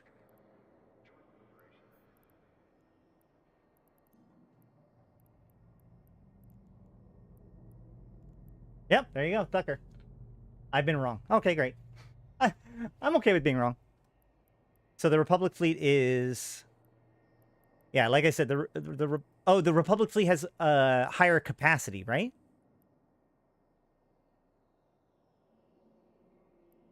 Yeah. So the Republic fleet has higher capacity, where the Thucker is higher cap warfare. So the Republic fleet is technically a little bit better at making you cap stable when fitting it. But the Thucker takes less power grid, but more CPU. You knew that before because we've had this conversation about Stormbringers? I'm sure.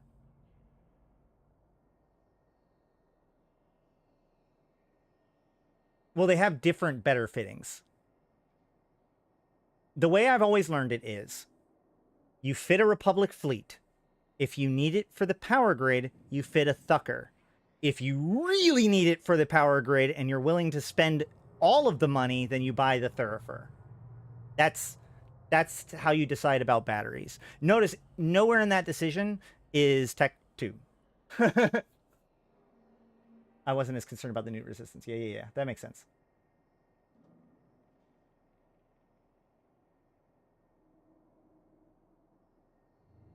The Thrasher has 7 guns. Yeah, but the Thrasher fleet has 6, right?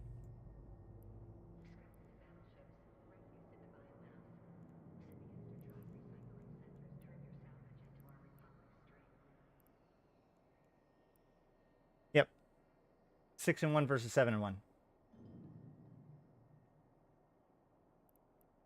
1, 2, 3. Yeah, 7.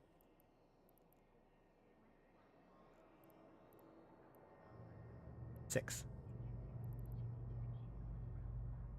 Well, the Navy Thrasher has the missile hardpoint, but so does the Thrasher.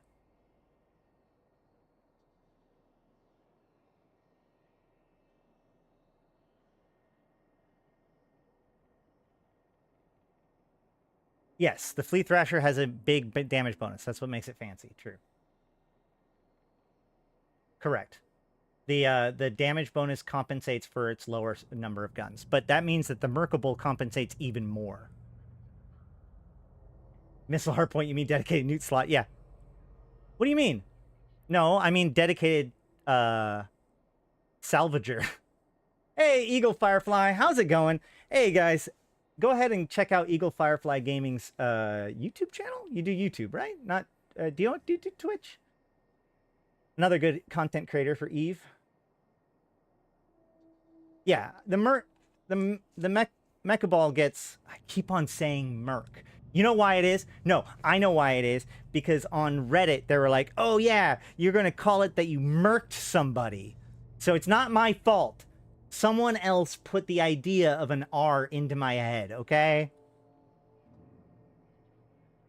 What you been up to, Eagle?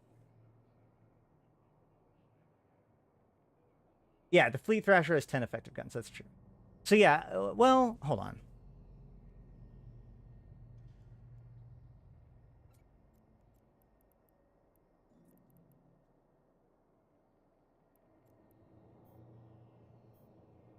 Here's my Thrasher from the event.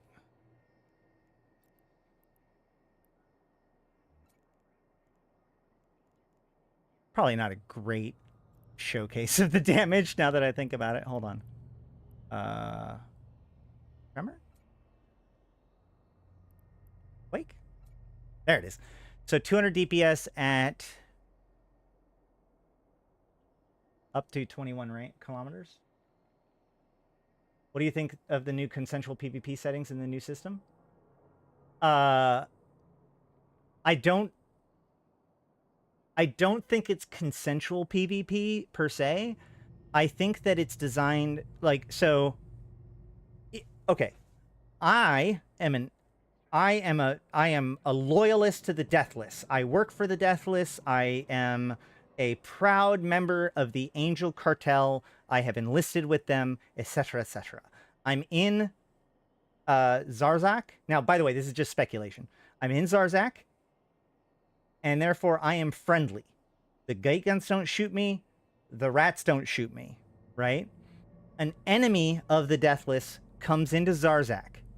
I can shoot them. The gate guns will shoot them. The rats will shoot them. If another friendly person, if another Deathless person comes in, I can attack them. But that gives me a retribution flag. That makes it so that everyone can attack me, and the gate guns will attack me, and the rats are going to attack me, as long as that timer exists. I seriously think that the retribution flag is specifically for friendlies to the Deathless interacting with one another. It doesn't quite make sense for it to be between loyalists and non-loyalists. You know what I mean? That's my guess. That's what I have sussed out. This is when everybody can tell I'm wrong.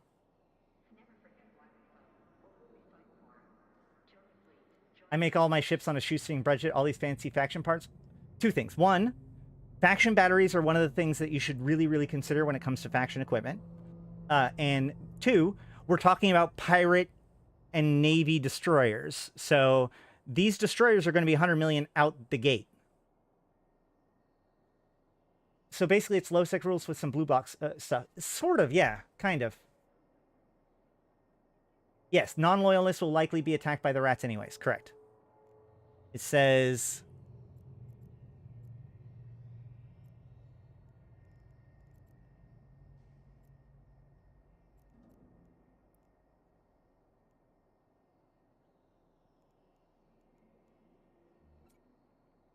Oops.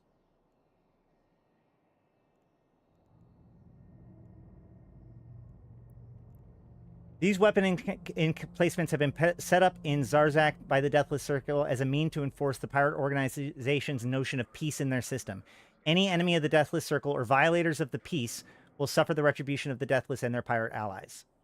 So, enemies of the Deathless, but the violators of the peace would be basically the peace between the different pirates, right? That's where I get this idea from. So if you're friendly, you're not supposed to shoot at other friendly people. But if you do, you suffer retribution. But if you're an enemy of the Deathless, then you're just an enemy of the Deathless and everything attacks you. Likewise, these say, These Garissa's pirate frigates are patrolling Zarzak to ensure the interests of the pirates and the Deathless Circle's notion of peace are maintained. Enemies of the pirates or those incurring the retribution of the Deathless will be fired upon. It is, yes, it is way easier to just think of this like a Quzxpon 2.0.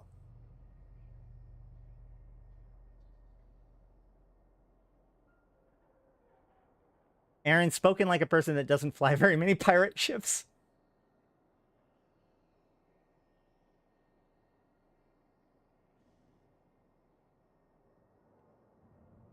Yeah, I think that these guys are going to roam around as fleets, just like in Quzxpon and even comms in minor victory systems. I mean, can you check the price of both the hull and the blueprints and the new destroyers? No, we don't know. We don't know the price of the blueprints.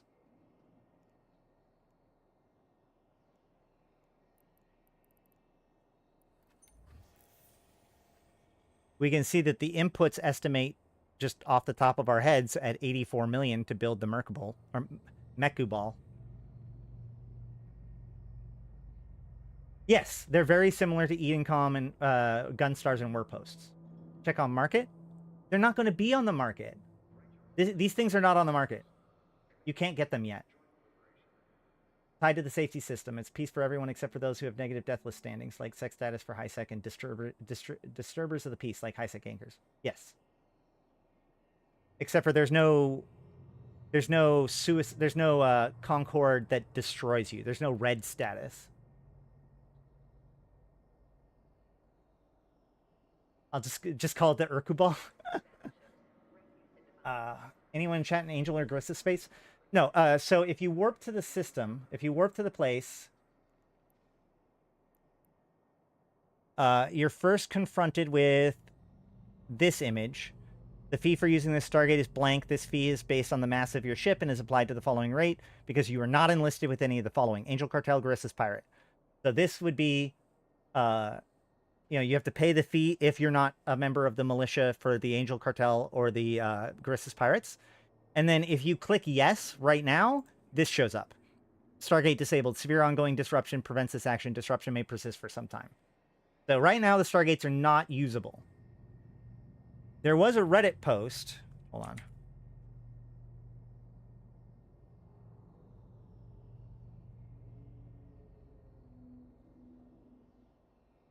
That I kind of want to debunk.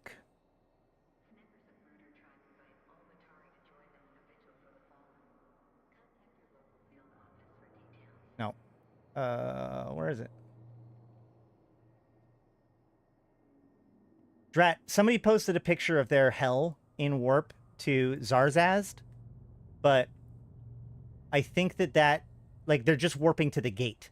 The gate is named that. In the same way that every other gate is named the system that it leads to. So if you're going to Zarzak, fly a Retribution so that you can get a Retribution tag. It's an Uno reverse card. Yes, exactly. Been thinking of adding T3Ds to the mix. T3Ds are good. T1 and small handful of T2 ships for specific tax. I like Navy destroyers so much. He also may have just renamed the bookmark Zarzak for the lull. Well, the thing is that, like, oh, man, I can't find it. But in the picture, he has...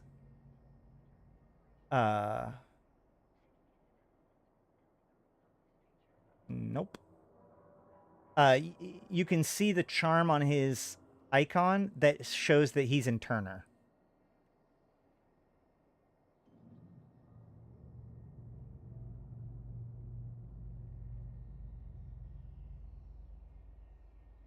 Here it is. Yeah, because people are talking about that. They're saying, "Oh, it's going to take 100 million ISK to use the gate as a Zarza, as a capital." But the problem is that this is assuming that capitals work. Also, who knows whether or not this number even is true or going to stay consistent with this? So whatever. Yeah, this Stargate is not configured to handle your ship ID. It handles whitelist, so it won't let capitals in. There was somebody who was thinking that it also wouldn't let in force recons, but they made a mistake. It was Rockwall. Here we go. This one. So this picture shows a person warping to the Zarzak Stargate while in Turner. That's what this picture is.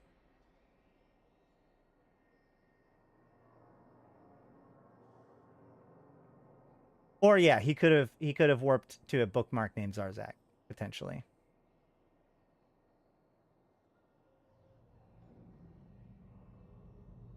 Obviously no worm. I think it would just be easier for this to be in Poch or in Turner though, right? Like it tracks. Well, what's interesting about that gate toll is that they tied it to the same mechanic that does jump bridges. Look, in the strings, they actually, yeah. Look, this is the string from jump bridges. The owner of this jump gate may charge you for each unit of liquid ozone consumed by your jump. The amount of fuel needed is proportional to the mass of your ship and distance of the destination gate. By selecting this automatically pay jump activation fees, you will not be prompted for payment, and the cost of the unit of liquid ozone is below the value of that you specify here. Is now changed to all of that, and then this setting also applies to gates in Zarzak, which charges you to jump based on the mass of your ship.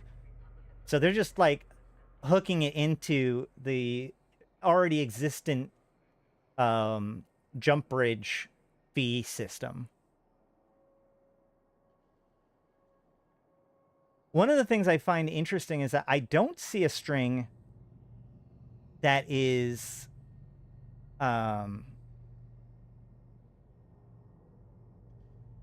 saying you can't jump into Zarzak if you have green safety on. Oh, yeah, you cannot jump. You cannot initiate jump as effects with your current system are interfering with the beacon signal. So, okay, you know what I bet this is? I bet this prevents jumping of capitals out of Zarzak as well. Wait, why would that matter? Black Ops? Black Ops. It prevents Black Opsing, maybe.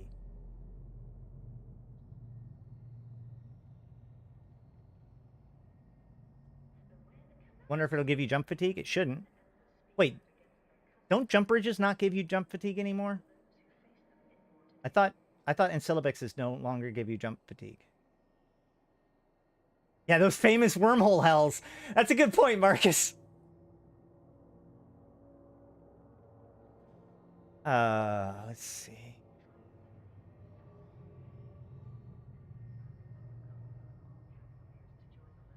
It might prevent activating Cynos since the whole system is not exactly jump tech parent friendly.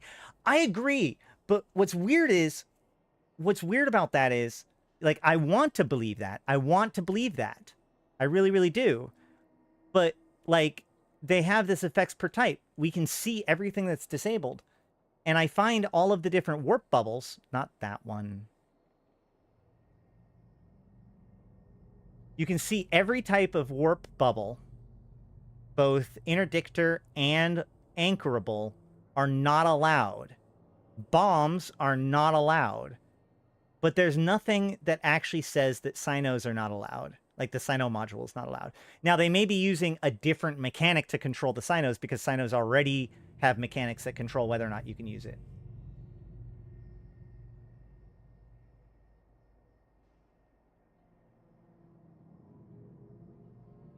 Yeah. Ensilabixes have no jump fatigue. Supers can't take Ensilabixes? Wait, what? Is that real? No hick. Look. Stasis webification probe. And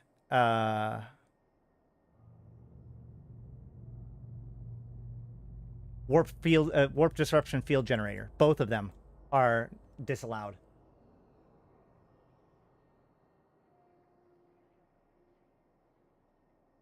Oh, that's the text that you get when trying to gate a capital into a high-set gate. Interesting. Where is this information? This is Hobo Leaks. This is on Tranquility right now. Yes, none of it. Oh, yeah, that's... Wait. You're right. Yeah, so no scripted. And no wobbles. So no infinipoints. Will you be testing the Mekubal fit in PvP or faction warfare in the stream? We cannot access those ships yet.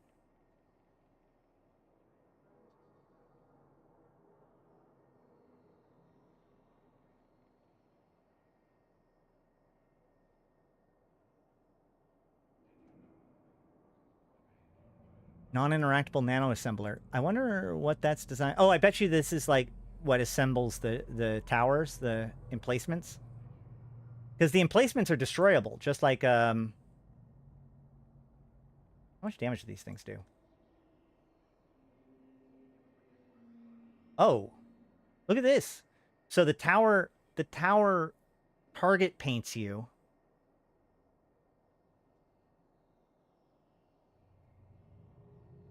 It'll attack you based on signature radius.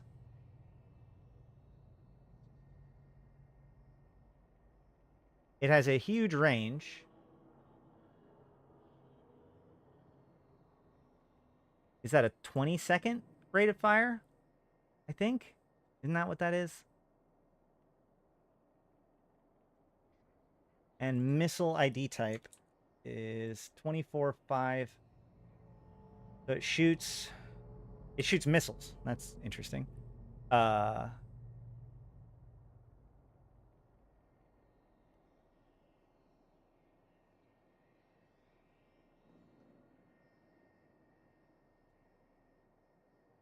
In fact, it shoots Scourge Rage torpedoes. Infinipoints are allowed in Zarzak? How? How could you have an Infinipoint if you can't turn on... If you're not allowed to turn on the... Yeah. Oh! Oh! Oh! I'm dumb. You're right. There you go. Hold on. Are there any other zeros that I saw that I just assumed were ones? No. So you can use the script. You can use Infinipoints. Oh, geez. Maximum mass of a ship to use in Syllabix jump gate is 1.48 megatons. No supers and titans based on mass.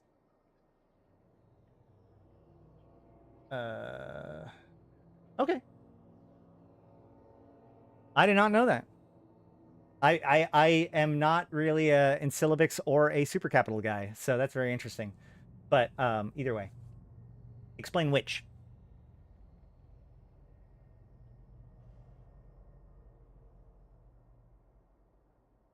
A newbie, so can you explain to me why can't you access these new destroyers yet? So all of this stuff, okay.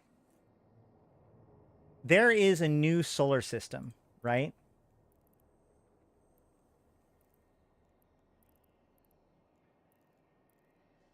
Oh my god, I have so many windows.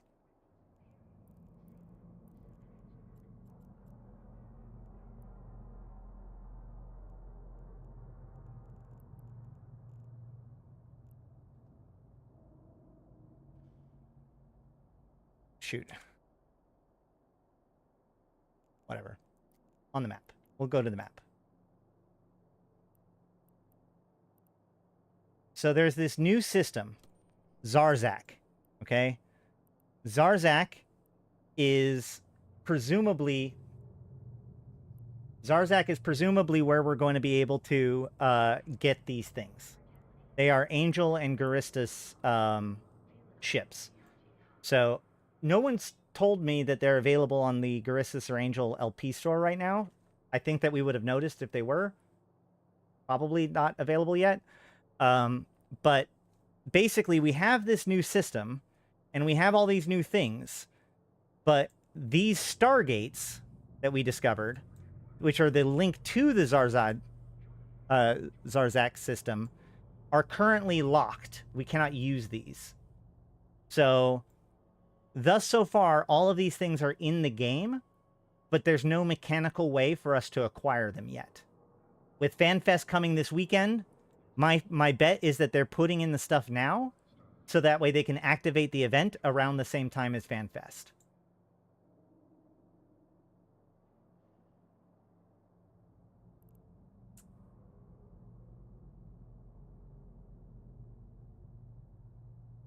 Is it not on Sissy? Oh yeah, you're right. They didn't even patch it to Sissy. Why can we use other pirate ships but not those destroyers? Because they like the other pirate ships have been available for quite some time. These destroyers were just added to the game today. So if you had looked up the Mamba yesterday, it would have said, I have no idea what you're talking about. But now it does. This is all razor edge new stuff. Here, you know what? It's been enough time, and I played it at the very beginning. Let's go ahead and play the scope video again, guys.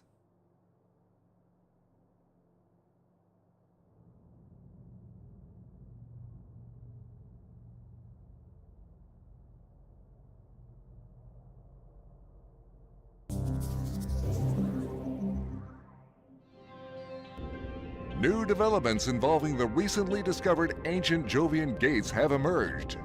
All 4 stargates appear to have shunted power to navigation and FTL communication systems, pairing with their destination gates. While the stargate pairs remain closed to traffic, their systems have registered with the Interstellar Stargate Network. Navigators across New Eden were startled to discover a new location and routes displaying on their star maps as the new gates were registered and reported their destination, pairing with gates in the unexplored system of Zarzak. Given all 4 ancient stargates lead into Zarzak, it is clear that if they become active, this mysterious system is likely to become a significant transit hub for those willing to brave its unknown dangers. Elementary statistical data about Zarzak has been obtained from the gate registrations and their basic navigation fluid router reports. Most noticeably, the star system appears not to contain any planets and is shrouded in electromagnetic and gravimetric interference. However, the central star is clearly of the blue A0 type, and as well as the stargates, there appears to be a space station. This structure is broadcasting its designation as the Fulcrum and appears to be under the control of the Deathless Circle. Scrutiny of telemetry from the star indicates some kind of construction project ongoing in its vicinity, but the data is difficult to interpret. It remains unknown what is being constructed by the Deathless, but messages carried by pirates that were intercepted by Capsuleers reference some kind of powering up procedure initiated from the Fulcrum. The Zarzak station is of previously unknown design, but carries clear signs of being of Jovian construction, and is evidently enormous in scale. When and how the Deathless gained access to Zarzak and then managed to seize control of the station remains unknown. These developments are causing significant interest and disquiet among Capsuleers and the 4 empires. The location of Zarzak and its far-flung connections across New Eden may make it one of the most strategically important systems in the cluster. The fact that Zarzak and its Jovian station is under the control of the Deathless, a man who seems determined to bring together the Angel Cartel and the Garistas pirates with a promise of sanctuary, poses a significant danger to all of New Eden. What other knowledge and control of Jovian technology is the Deathless in possession of? How does the Deathless Circle intend to utilize the strategic location of Zarzak? What are they constructing and what are their intentions? These are all questions burning in the minds of Empire leaders and Capsuleers alike. This is Alton Havery reporting for The Scope. I think it's actually impossible for the Deathless to be a trig. Like, the whole, it's a Jovian, like, okay. I could be proven wrong in the end, but I don't think I am. Like, people have been saying that the Deathless and his assistant are Jovian, and that's just, like, not overly practical, right? And in fact, some people are even suggesting it's Michael Bohr, but that doesn't really line up. You can see in my previous videos, I have suggested that the Deathless is in fact known as a guy known as the Fiend, or Annie Onakori. There's a lot of reasons why this is. There's about 100 Jove left, according to Venal.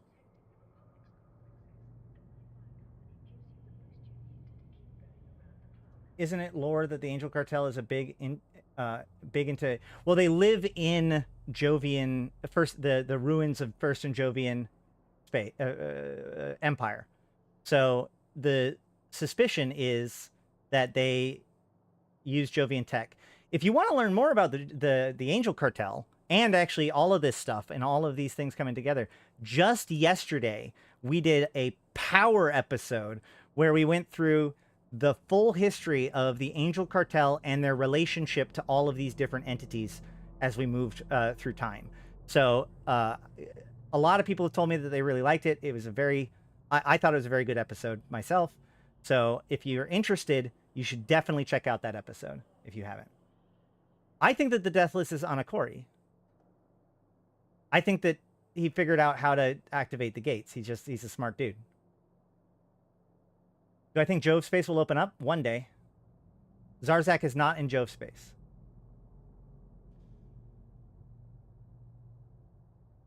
Well, yeah, Jove noses are often not like human noses. Here's the thing. Okay, hold on.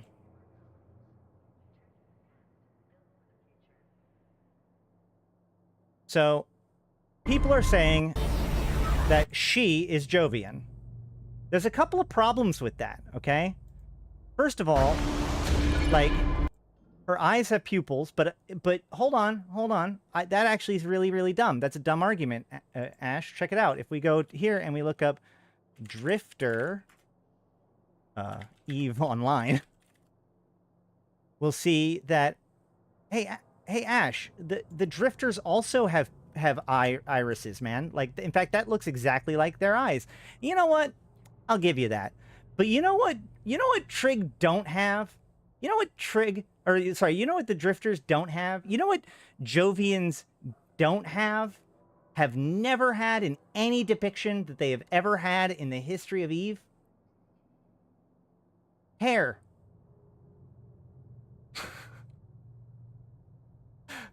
So, I don't know. I don't think so. The Deathless... So the Deathless has been around for a very long time. Yes, I think that the Deathless is absolutely... So the Deathless is really interested in ancient technology. He's been interested in ancient technology for quite some time. 2 months' time, the lion's share money... New system will be taken by one group or another, like Pochvin? Well, I don't... So, I think that not only...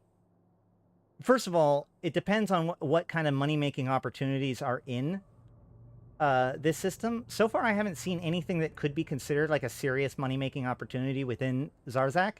It's more just the logistics of being able to get from one side of the cluster to the other in, like, instantaneously. Well, no, I mean, like, the outfit does look like it's a Drifter, like, flight suit. I'll admit to that. But again, these guys are stealing technology. Could the Deathless be an awakened sleeper, like Pod Farm? That's just my thought. Okay, the problem is...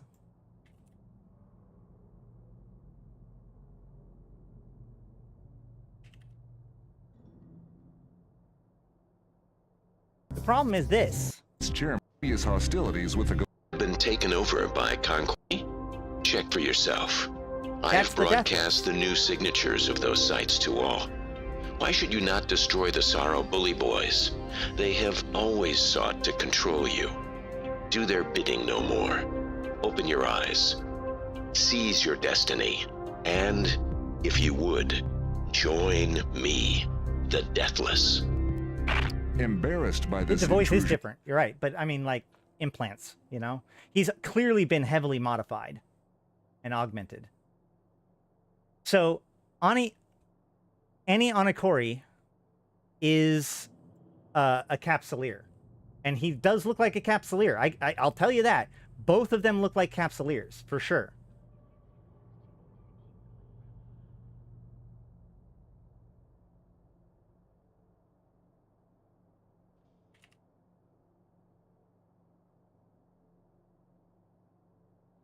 So, here we go. 10 years ago, security forces in the Caldari system of Surican destroyed a civilian ship. The headquarters of Hasiota, a Caldari corporation, are located within the system. The ship was found trespassing and refused to change course despite numerous warnings and was blown up in the end. Aboard the ship were numerous radicals, both Caldari and Galentians, demonstrating against the recently exposed information about dubious drug experiments the corporation was undertaking, involving, for instance, slaves provided by the Amarians. All but one of the radicals were killed when the ship blew up. The only survivor was the ship captain, Aki Anakori. Protected by his capsule, amongst the dead was his wife. Anakori swore that the death of his wife and his compatriots would be avenged, and in the decades since the incident has made his vow come true through several terrorist acts. Anakori seldom goes by his real name, and is best known to the public by the name Fiend, a play on the word of his name in Caldari. In the past few years, his twisted ideology has mutated from the one of innocent anarchy to bloody crusade against the authority in every form. Early on, his focus was first and foremost on the pharmaceuticals industry, but in recent years, he has started targeting more diverse targets and seems especially fond of governmental institutions. Anakori is very persuasive and extremely driven, and these traits have helped him secure from various sources sympathetic to his cause. With these funds, the Fiend has created a small, tight unit of experienced and dedicated terrorists. It goes without saying that the Fiend and his friends are high on the wanted list for every police and military organization there is. The Sorrow is particularly keen on getting their hands on him after he blew up a Sorrow ship recently. This embarrassment is something Sorrow wants to rectify as soon as possible. When I say recently, this is from 2001. This is pre-Eve, okay? So this is from 2000. So when they say recently, they mean 3 years before the game started, right?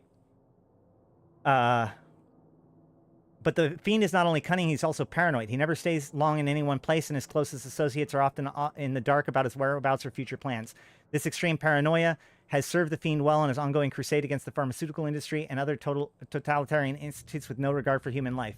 As he himself phrases it, even if he's a hunted man, the Fiend still finds time to plan and execute his terrorist attacks that have made him famous. The Fiend is indiscriminating in the selection of targets, clear sign that he holds few customers or creeds dear, something that his criticizers have pointed out in a serious contradiction. On one hand, he claims to be fighting against those who hold human life in contempt, while on the other, he frequently kills innocent bystanders in his attacks. The fact that so many of his attacks has killed or injured civilian bystanders, often children, means that he is highly unpopular almost everywhere, and that few people will be sorry when his reign of terrorism comes to an end. And then, if we see in the Chronicles,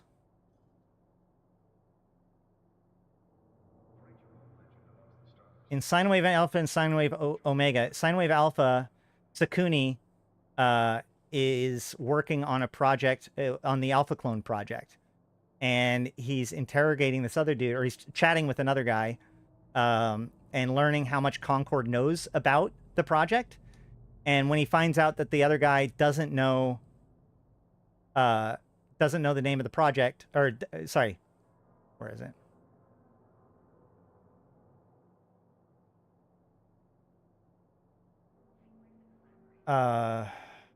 Yeah, Concord Agency has become aware of a new development in the field of cloning that appears to be in the hands of some state actors. AG-12 is investigating, but I haven't appreciated the scope of it. Your handiwork now, I see. Yes, my friend. Well, it does seem like my timing is good on this occasion. Speaking of which, when did you last synchronize? You know, I'm not going to tell you that. He goes, don't bother. I synchronized an hour ago. You, though, well, you swapped from your court cover without a body change, evidently. So I have to think that you're about a week out of sync, which suits me very well. And that's, perhaps another omen then? Sorry, Sakuni scooped up the die and rolled it again. It landed with the ideogram of mercenary showing. Perhaps another omen? Well, it's time we went our separate ways, quite literally. And then he blows him up. Sakuni rolls the die again. Mochin briefly glimpses at the symbol of escape before Sakuni, smiling, shook his head and pressed the control stud to the remote that has been suddenly appeared in his hand. Ramel's Ocean was about to take another swallow of his beer when the containment field dampened explosive charge blew him out of his chair and onto the wall. Feebly raising his head, he dimly registered that the snug at the back of the bar had been reduced to a flame-edged hole that had collapsed into consciousness.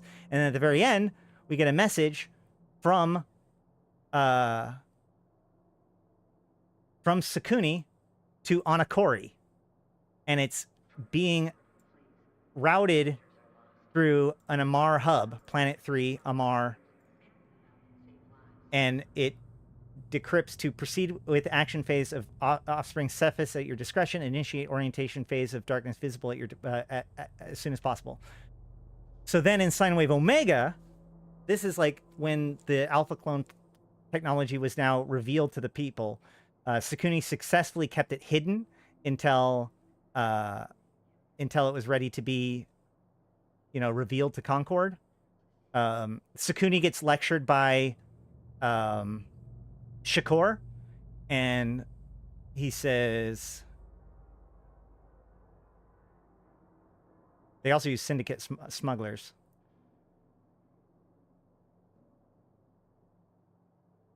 Where is it?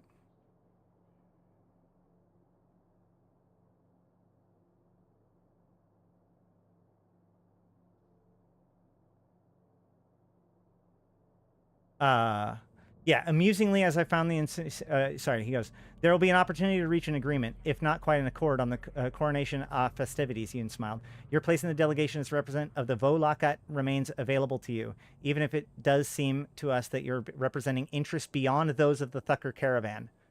So this is how he got to there to do the assassination. One might say that you represent interests beyond even those of the 7 tribes. So he's literally calling him out for saying, like, hey, you represent interests outside of the Mimitar. And he just goes, you mean the sisters? Well, I'm afraid that's true. The YellowCladKing has a partnership with them that I can't seem to and they can't seem to represent themselves. Too many people watch too closely. So yes, I represent their interests and those of the compact that lies behind Project Ascension. It cannot be any other way, as much as you like it, don't like it, Samatar. But the thing is that then afterwards, he actually assassinates the Sisters of Eve person that that she was sent to. Sorry, Latimus. Sister Latimus was the head of the Ascension Project, and so he tracks down Latimus a year later, and brings Anakori's men. I had a couple of Anakori's thugs with me. As far as they were concerned, this is all part of a planned strike against Concord. He and his group has proved very useful in the last few years, even if our largest operation to date hadn't yielded optimal results. Anakori had insisted on carrying on with Darkness Visible even after the failure of Offspring Cephas. I allowed it, but had suggested a more symbolic date for the strike. So, whatever Offspring Cephas was, it apparently failed. And then they're talking about Darkness Visible as a future thing. And then at the very, very end, you see this, they're talking about this thing, which is this giant city destroyer that they were about to drop on Concord City, but failed.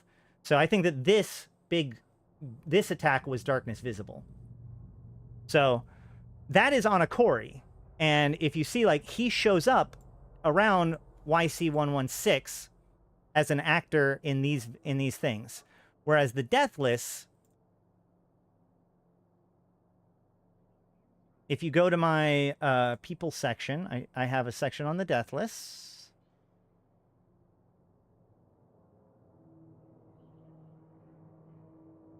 Oh no, all my images are... What? All right. Well, so he was first reported in 2016, which is YC118. The exact same time. So these are contemporary time periods. So there's basically a handoff between the two. And the very first thing that the Deathless does, what is the very first thing that the Deathless does? He hands over the capital shipyard information about the Serpentis over to Upwell. The Serpentis being a drug company. He doesn't like pharmaceutical companies. What else has the Deathless done? Well, he called on us to attack Sorrow. Anakori hates Sorrow, right? So this is why I think that it is very... And also, here's the thing. Anakori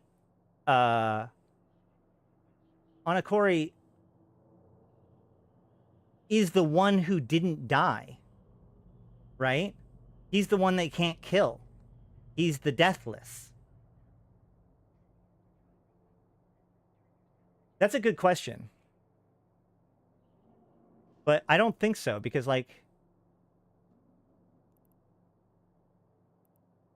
Man, a lot of people have taken the name Deathless, huh?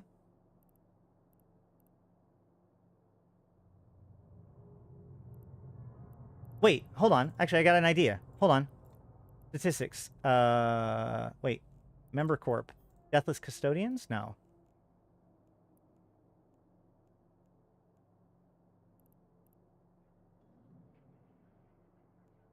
Maybe?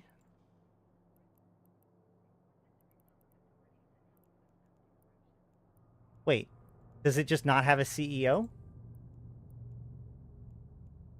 Well, that's handy.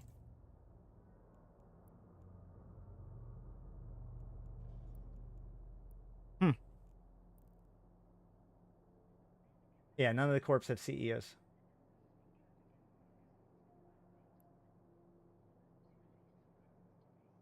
Why would a shady guy allow tracking in any way? Because he wants people to know. Now that he has it set up, he wants us to know.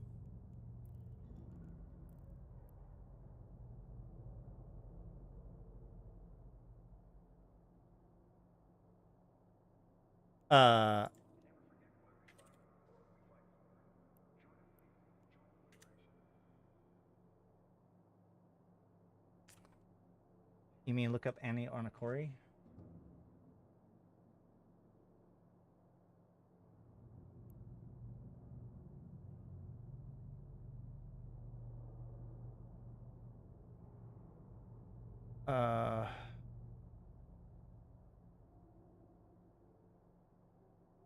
There we go.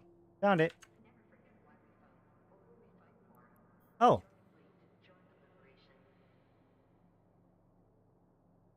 This looks like a player. He's only been active for 6 years, 7 months. This is a player.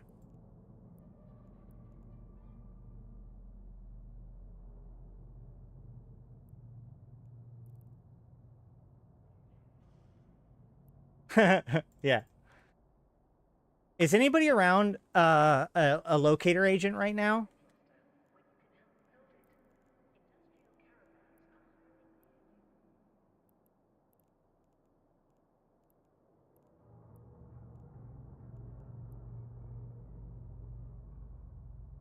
Okay, Marcus, do Leopold again. I guess all that static interference is probably from the nearby black hole. Well, yeah. Well, gravitonic and electromagnetic.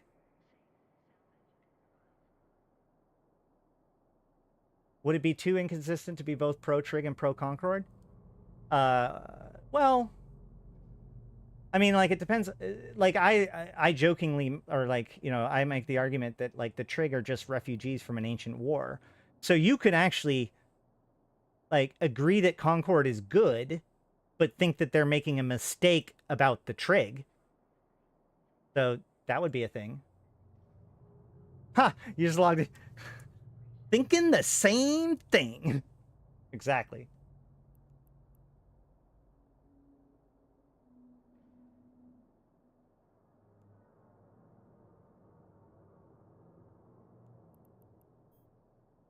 There's our dude. He's still in the Senate.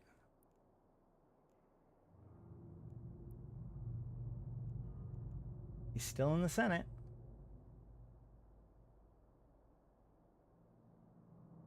I wonder, while you're at it, let's do Esri. I wonder if Esri's still in Venal.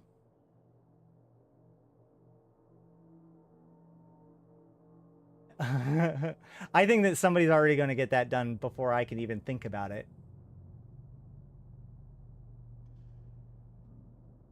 Yeah, I mean, like, this is the same thing. Like, a year ago, he showed off that he could take over the agency and hack into the systems. By the way, so let's talk about FanFest and some predictions, okay? I'm gonna start listing down some predictions, and we're gonna write it down. I kind of want to get a bingo card or whatever, but let's see. PI overhaul. I always love to predict that. So again, let's think about this. There's two things that I think is going to be related to piracy and smuggling and setting up the shooter. Okay. So I think that they are going to announce the shooter, maybe show a trailer for it or something like that, and basically nothing else. And say that, you know, maybe alpha testing will happen by the end of the year or something. I don't think it'll be any more advanced than that. But I do think that they're going to finally reveal the shooter, right? We also have the new mobile app. that we're almost certainly going to get an update for. Eve Redacted is the expansion.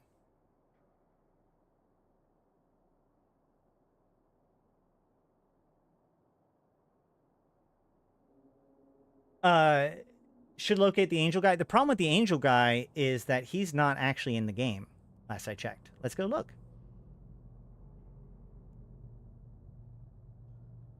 Where's his name?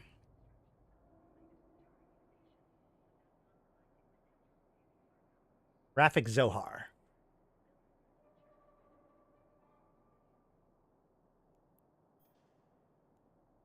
Yeah. This guy was made a year and 6 months ago? Wait.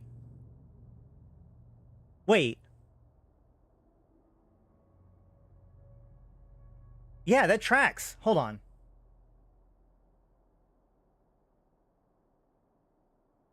Oh, no. Because this is February. So somebody probably made this character. Somebody made this character as soon as he got it revealed. I think the shooter is at least a year out. I don't think it's actually years out, but possibly.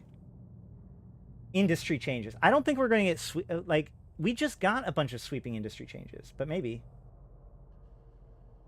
What about... so, new home fronts?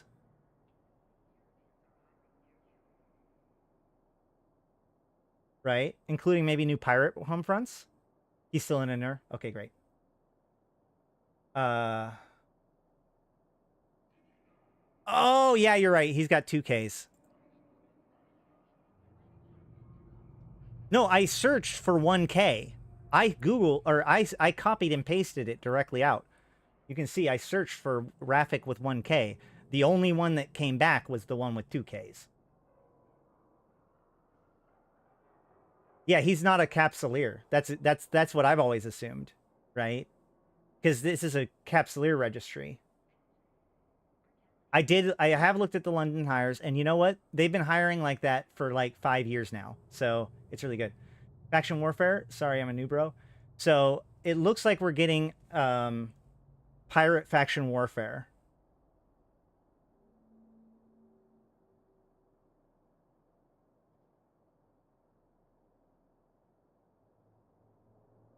Are there reserve names? See, that's what I'm thinking. That's what I was just thinking.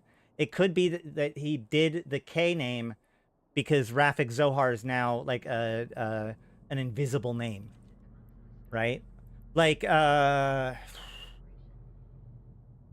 anybody know a character that's been deleted, like in Doomheim? Not all capsuleers not all characters you can search for are capsuleers. Laura Light, who is a non-capsuleer that I can search for?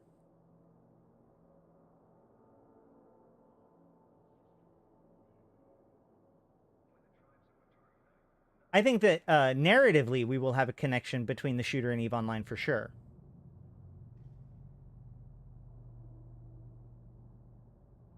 Holy Empress Catus?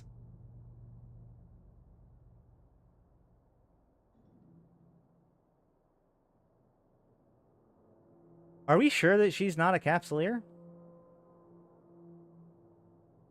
Hold on. Is Catus a capsuleer? Because remember, being a capsuleer doesn't mean that you have to have been cloned. The cloning connection... Matashi Reich is absolutely a capsuleer. Matashi Reich is a capsuleer, Lars. We know that 100%.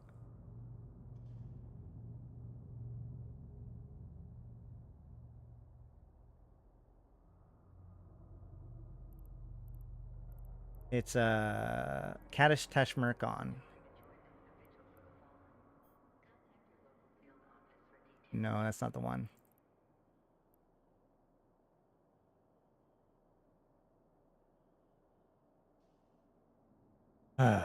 Whatever. Hold on. Alton Hovery? Is Alton Hovery searchable?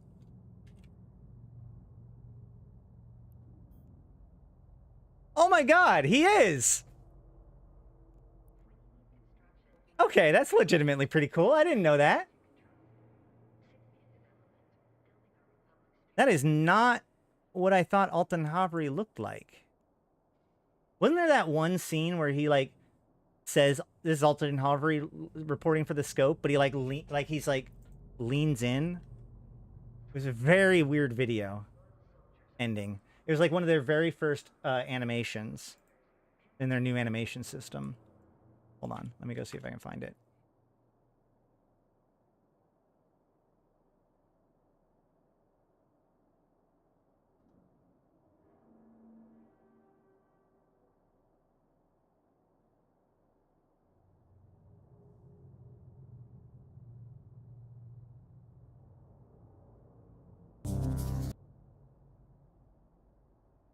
Nope.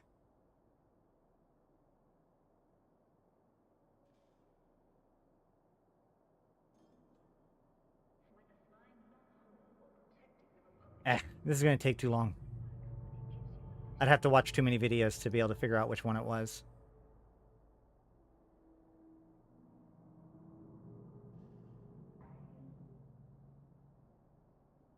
Automated registration.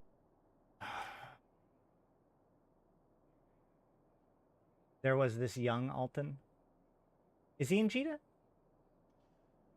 Lena Amber is also searchable? Man, I wish I'd known that back when they were arrested, right?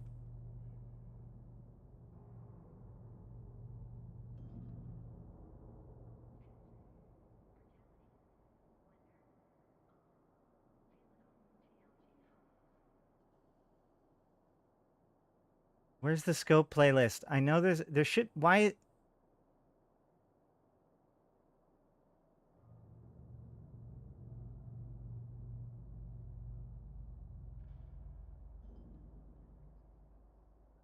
Is there not a scope playlist on the Eve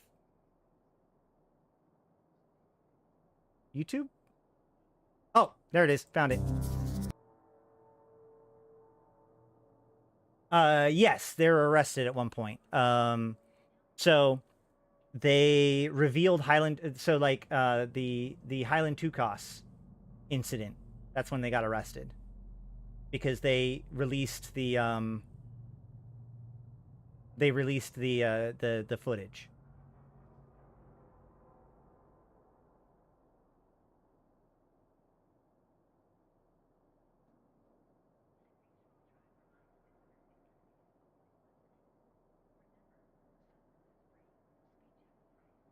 Hold on. I can find that one, probably.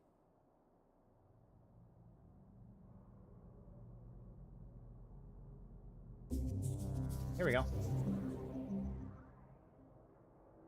This disturbing recording was recently acquired by the Scope, and despite DED protests, we believe that the public has the right to know. This is Hillen. Scout vessel, Alohn. There's an emergency into an uncharted hundreds of these signals, but we for as long as we can. Nobody's moved. Notify the DED. We may be facing a possible major. More and more have been arriving at this enormous structure. Detected and it is possible that things have. It has been confirmed that the person speaking is indeed Hillen Tukos, former employee of Eifer & Company. The date of the recording is still unknown. A spokesperson for Eifer claims a search and rescue has already been organized in partnership with the Sisters of Eve. They are offering reward for information leading to the whereabouts of Hillen Tukos and his crew. Officials are urging the population to stay calm as the footage is investigated further. This is Lena Amber, reporting for The Scope. So yeah. Let me look. Let's see. This was May 8th, 2015. So if we go back to the news, we can go to YC117. What was the May?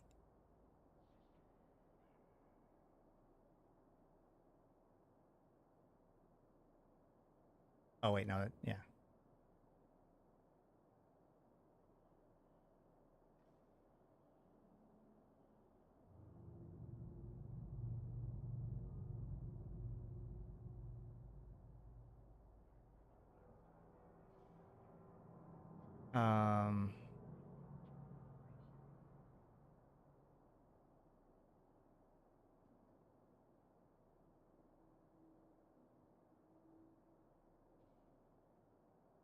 Here it is.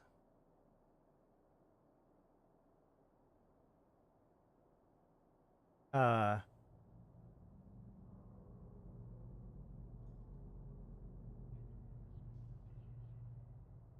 this one doesn't have that.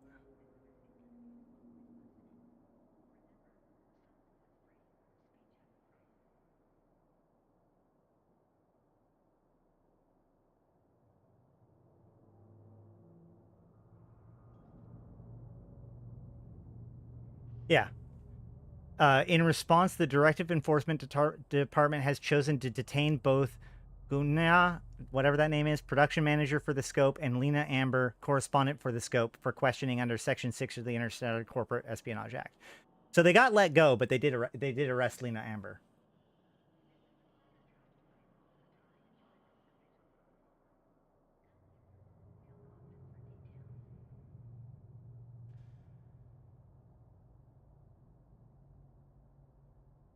So that would be 2019.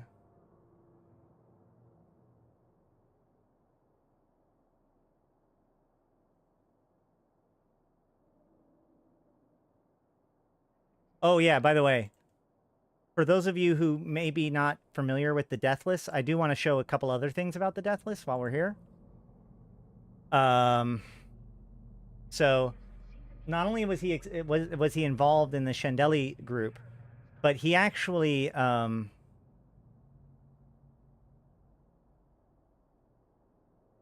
Scope Network. Wait, hold on. Yeah, we have these headlines from these videos. Profile of the Deathless released as 30-year-old male with black and red skull printed bandana obscuring face. Repeated sightings of figure matching descriptions of the Deathless wearing black and red skull bandana.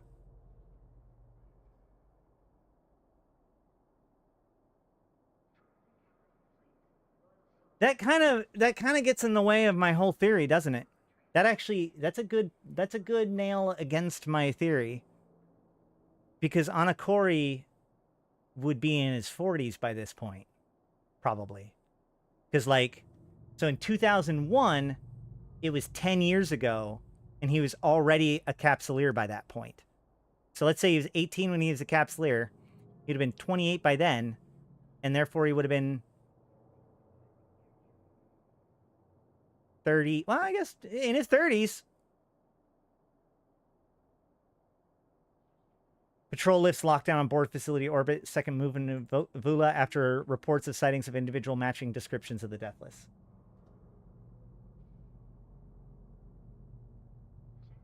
That's true. Scope journalists get arrested every once in a while.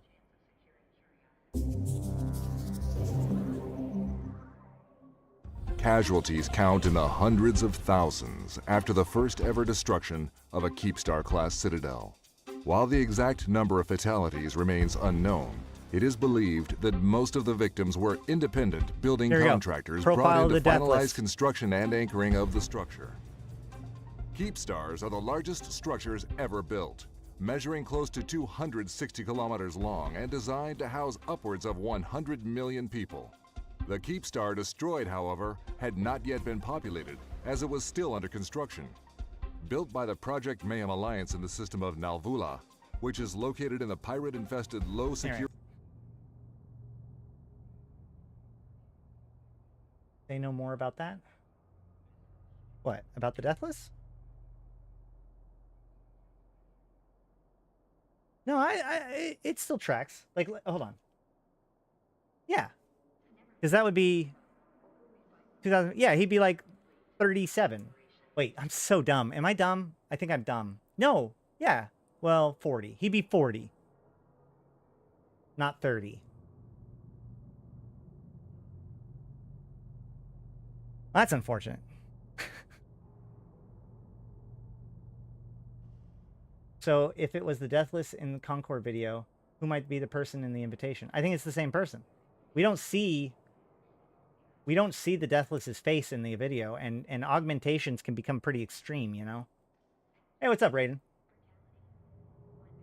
Anywho, I think that we should that's probably about all we can milk out of the information that we've gotten today. Is there anything that I haven't? Let's just breeze through this one more time. See if there's anything else that I wanted to look at. There is this weird new Crime Watch disapproval icon. So like I said, I suspect that there's going to be a much broader Crime Watch potentially tweak than we have seen potentially. This should be... Yeah, there's the station.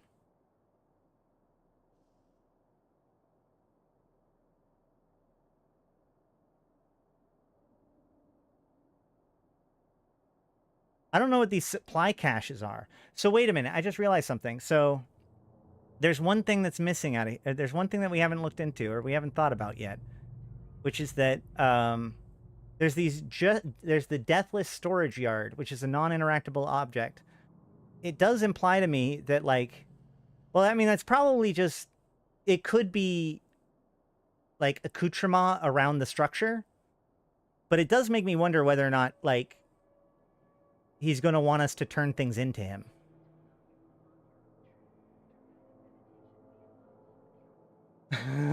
Re-download 100th time, yeah.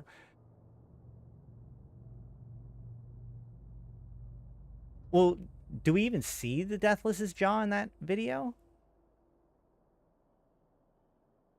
It kind of blurs it out, right? Like it's not in the hologram. See, we don't see his jaw at all. It's missing. The thing that we see is actually his collar. This is a collar. See, you can see, like, here's the hook, here's the wings of the collar, and his face is explicitly obscured.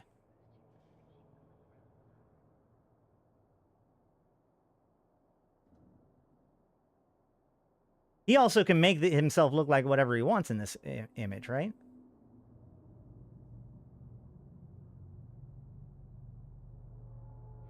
God, I hope he's not a Jovian. I stand by the fact that he's not Jovian. What destroyed the Jovians? The Jovian disease. Well, again, like, it could be an augment. And again, this is just a projection. He can look however he wants.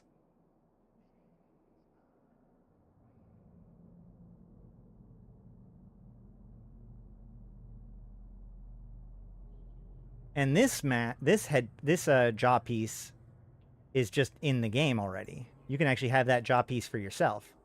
I want that suit so gosh darn bad.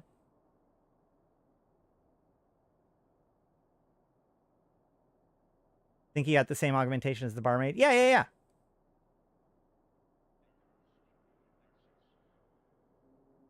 That's a good point. Yeah, see? It has the exact same design on it as the bartender. Is that what we're calling her now?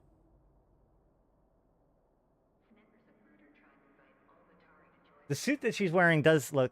it actually, like, one of the more interesting arguments is that it does look fairly much like a Jovian suit. But again, Jovians were the creators of capsule technology, so that would make sense. How many were not wiped out by it, i.e. immune? Every Jovian will eventually succumb to the Jovian disease. They broke their own biology. They also only procreate by cloning. So, like, it's an infection that they can't get rid of anymore. Yeah, every third Empire Jovian has it. In theory, even the sleepers have it. They just are in the construct and therefore in suspended animation. At least some of the sleepers have it. It's basically like a genetic degradation.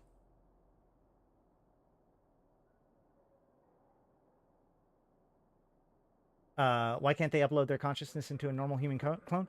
So there is actually several times in the lore there's an indicator, like cloning your brain is a tricky process. Like, for instance, Tybus Heth could not be cloned because his brain was broken. He had the wasting disease. And the wasting disease made it so that, like, if they tried to clone him, that defect would be cloned into it as well. Right? That's how that works. It's a clone. So you can't just clone your way out of it. And in fact, the cloning process is so imprecise sometimes that, like, Mordu is suspected to be a little bit crazy because he was cloned so late in his life.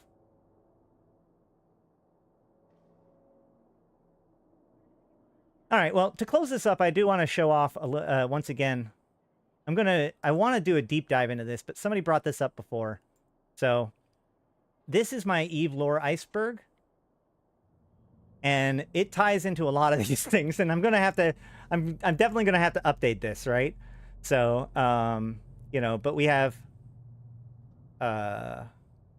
Leopold Invalari works for the Deathless, Sakuni works for the Fiend.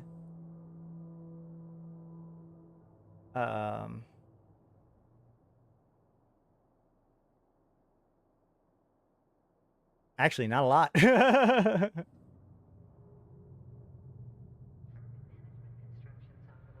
The Turner tribe? Oh, so do you expect some new Triglavian content? Well, as of right now, I mean, it's obvious that they're focusing on the pirates at the moment. However, that's actually something we haven't done yet today. I can't believe we didn't do this. Hold on.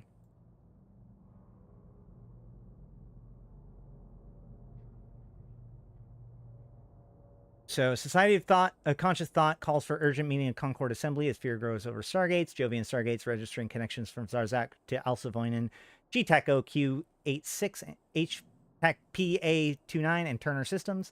Proposal from Gallente senators to open joint talks on Alsavoinen with Caldari State rebuffed by President Agard. Oh, that's pretty fun.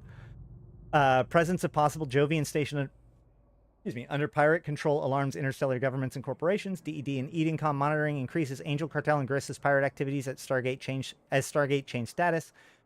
Deathless Circle organizations reach compared to major pirate and criminal cartels by federal. Deathless Circle organizations reach compared to major pirate and criminal cartels by Federal Intelligence Office. That's a weird headline. Caldari Navy High Command Brief Chairman I never pronounce his name the way they do. Akimaka Saraki on the conflict in Mignik and Ishka constellations. Interstellar shipping and navigation bodies reviewing possible new trade routes as Stargate connections revealed. Of course. Tribal Council meets over Turner Stargate as Angel Cartel and Deathless Circle links to Thucker Renegades raised. EdenCom reports signs of increased intensity in fighting between Triglavian Collective and drifters in Abyssal Dead Space. Special investigation of Rogue Caldari Research Corporation opened by Caldari Business Tribunal. This Rogue Caldari Research Corporation is that Deathless Circle group. Imperial forces continue to press on several fronts in Amar Mimitar war zone. Caldari State Chief Executive Panel authorizes new colonial charters in Syndicate region territories. So that's going to escalate too. Capsuleer's Mole potential changes in strategic geography in Nullsec in light of registered Stargate connections. And astronomers confirm star in close proximity to point of no return, previously known as a scientific curiosity. Here's a question. Here's a thought. Here's a thing. How about this? Here's my theory. Ready? Let's do this. You know what territory you will fight for when you join the Angel Cartel or the Garistas? You're gonna fight over Syndicate. Right? Because, like, the Garistas have been the ones attacking the Caldari in Syndicate, not the Gallente. So if I can join the Syndicate, or if I can join the Garistas, and they're trying to take territory... Huh? Ron Kovic. Wait. God damn it. Who's Ron Kovic? Is that... Please no.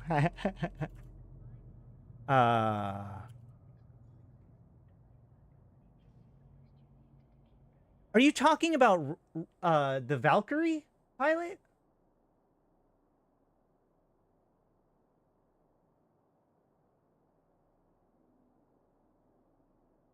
Yeah, okay. Minotaur versus Angels in Great Wildlands, Caldari versus Garistus and Syndicate? It's possible. It's possible.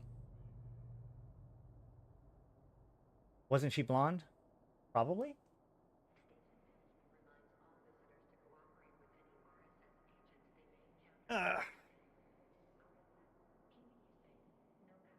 She sure does wear a mask a lot. Yes, she was blonde.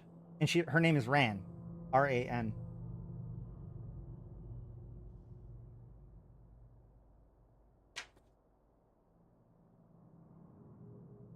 Yeah.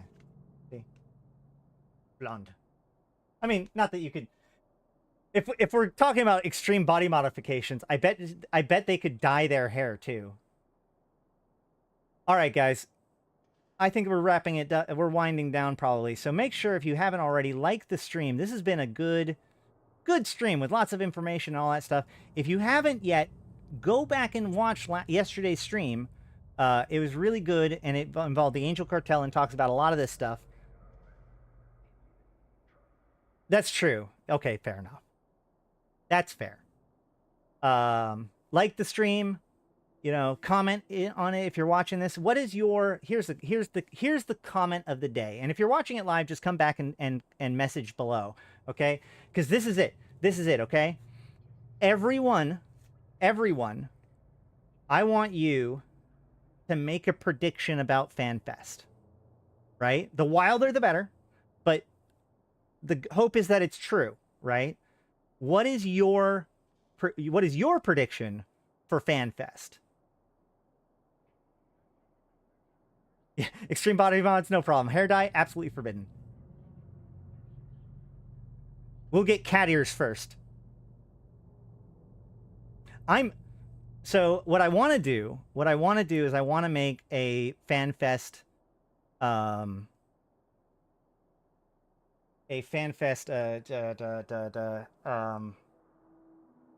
what's it called? Bingo. Bingo chart.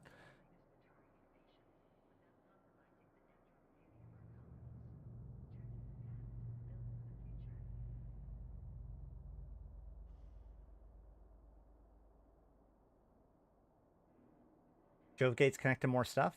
What? Cat ears reveal at FanFest? Yeah, that's cat ears. It's definitely going to be on the it's going to be on the bingo for sure. So, okay. Let's talk about this a little bit. The FanFest mega blog, where is it?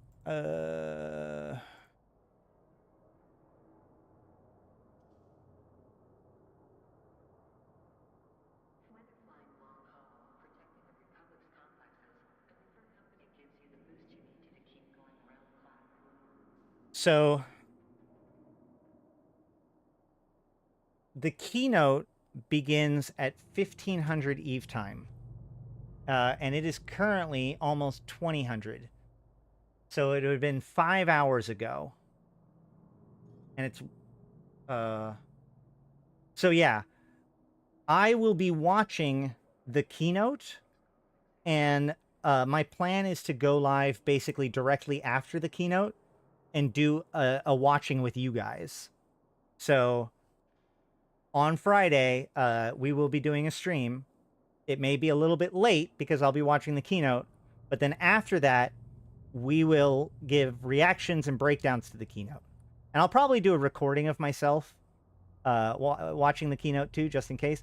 I don't even want to step on them even a little bit. So, you know, I want their stream to get the keynote. Or, you know, the views. That said, it is worth noting that if you haven't yet, make sure to attach your Eve account to your Twitch account, because where is that? Is it on here? Yeah, Twitch drops.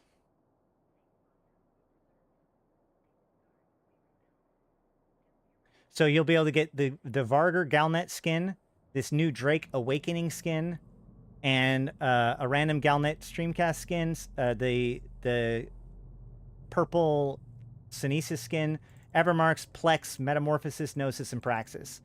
So definitely worth watching, definitely worth connecting your account.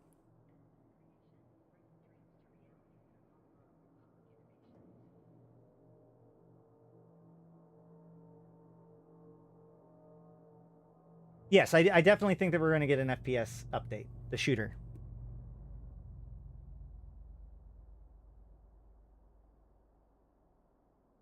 It's one of those in the crate, not all. Yes, I understand. Okay, yes, true.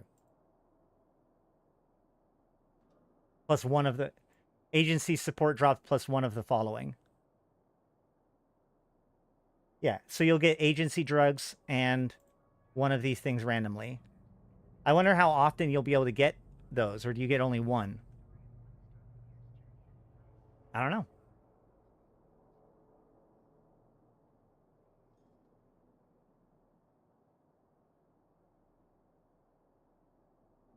Wow, there's a whole... Wait. Wow, there's a day and a half before... There's a day and a half of FanFest before they do the keynote. That's wild to me. That's so weird. I expect that we will know what redacted is. No, it's not. No, they've said, hold on.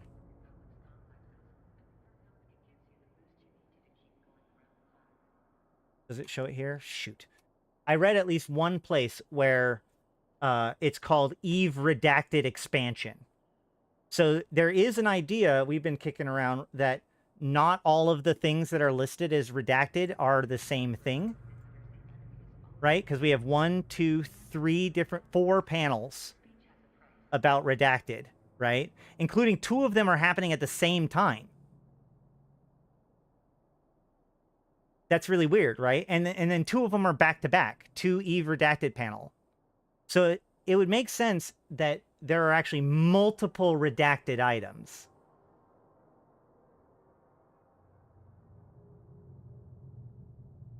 Why do separate product? Well, it's built in Unreal, which is, you know, a very good, robust engine to build such things in, as opposed to Python in their you know, their previous attempts. Let's put it this way: CCP tried to make their own shooter engine. It did not go well. We do not want to repeat. We do not want to repeat Carbon. Malik, I'm not talking about Unity today. I'm so mad about the Unity shit. Ah, they need to fix that so much. Smuggling rework, that's what I think too, yeah.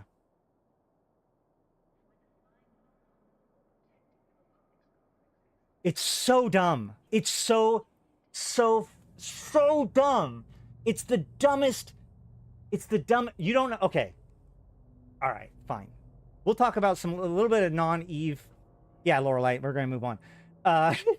So, for those of you who do not know, there is, I'm talking about Unity. For those of you who do not know, there's, like, a lot of companies make their own game engine, right? Like Starfield. Starfield is a game engine. It is built in a proprietary game engine. It's the same engine that, like, Skyrim and all these other things, they just keep building on it, right? Cool. So, Unity came out, and it was a big deal when it first came out, because it was an engine that everybody could use. It was free to license. It was free to use until you made some money, and then you paid a licensing fee and all that sort of stuff. It was so successful that when Epic was threatened by it, because Epic are the makers of Unreal, and so they came out with Unreal 4, and Unreal 4 is open source. They get really big into this whole open source world, right? So there's this competition between Epic Games and Unity for who can have the game engine that does the that people make games out of, right? So there's a whole long story about this. This is why the Epic Game Store exists. I've talked about this on some other days, but the point here is that Unity is good because you can make it for free, and then you put it out there, and if you make a certain amount of money, based on the amount of money that you make, then once you hit a threshold, you have to pay Unity. Cool. Or you can get Pro. Awesome, right? What they've announced is now... Oh, by the way, Unity is used for things like Hollow Knight, Cuphead, Hearthstone. There's a lot of crazy games that you wouldn't even think of being... Like, AAA company using Unity to build their stuff. Cult of the Lamb is Unity. At any rate, so they have decided to announce that they are now going to be charging people per install, which is weird, right? So, like, if it's not just how much you... So if I sold my game for $30, I owe Unity a certain amount of money based on the money that I get from that game. That's fine. If I give my game away for free, I still owe them money, which even more sucks because there's lots of people that make apps, including, City Skylines, Valheim, Subnautica. Huge amounts of games have been made with Unity. Unity has been gigantic in the indie game development sphere, okay? And now they have basically... It's almost untenable to be a Unity developer right now. Every major Unity game development company has come out and, like, fucking... They've straight up said that they might pull Cult of the Lamb off the market because now they don't want people to download it. Like, that's how crazy we have gotten now. Game developers no longer want you to download their game because they're going to be charged for it.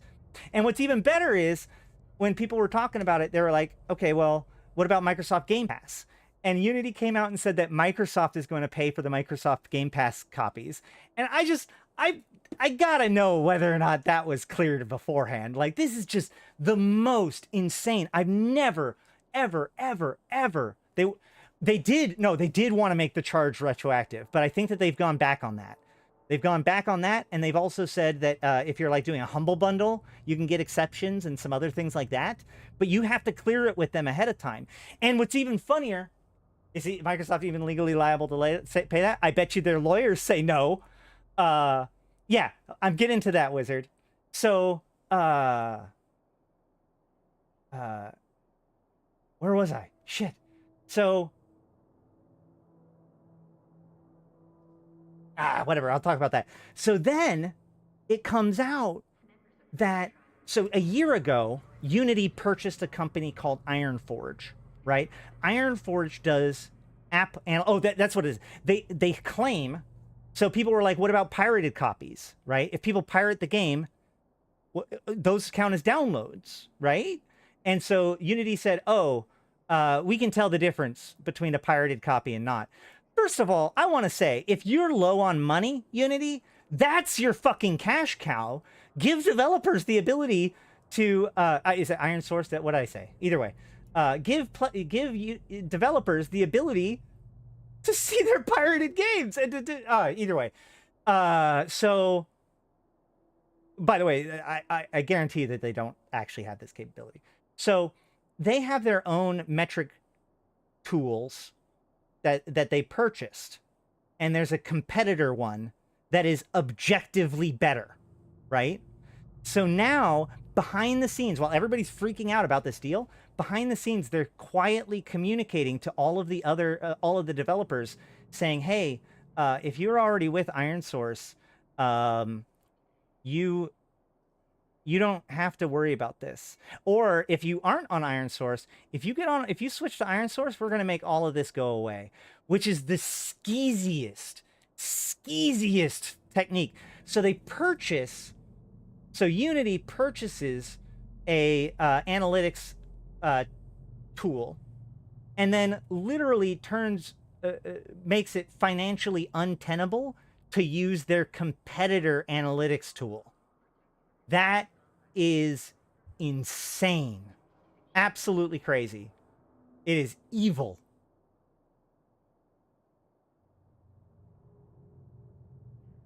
Yeah, so City Skylines 2 is still going to roll out the way it is because it's basically already gold. It's ready to roll out. But there's a lot of other like there are indie games that are now going to get delayed because they have to convert it from Unity to Unreal. I've been telling you for a while that Unity and Unreal have questionable license terms. Unreal is kind of okay if you do the Epic launcher only. Yeah. I mean, well, I will say this. So as soon as they announced this, it was the biggest day for Godot usage in history, according to Steam stats. Hold on.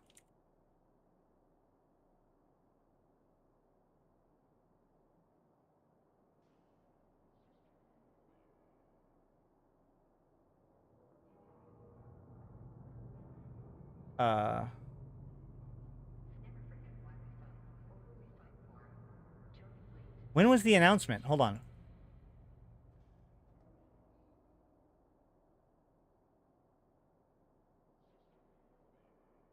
Uh,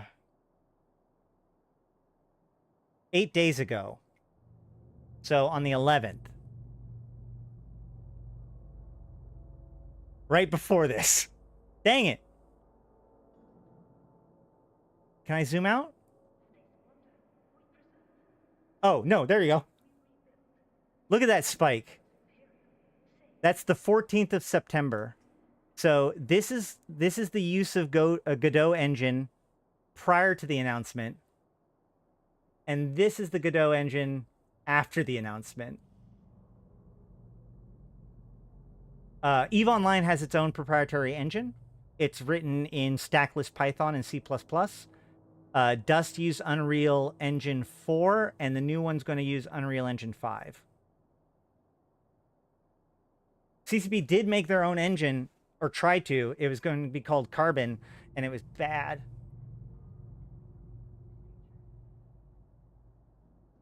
Yeah, all of the animations that they make, like all of these scope videos, are built in Unreal. At least I'm pretty sure, because like there was the one time where the Leopold image was shown, and they accidentally left in the little icons from the engine, and it looked like it was Unreal.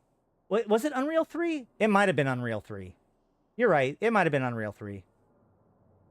I have a whole video called "The History of the Eve Shooter" that I recommend you watch. Like, I actually went down and like got all of my information like stacked up and explained it all. So I can point to that video now and say like that's where the accurate information is.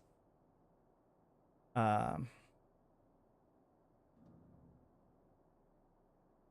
right now, Eve, CCP, Eve Online, jobs.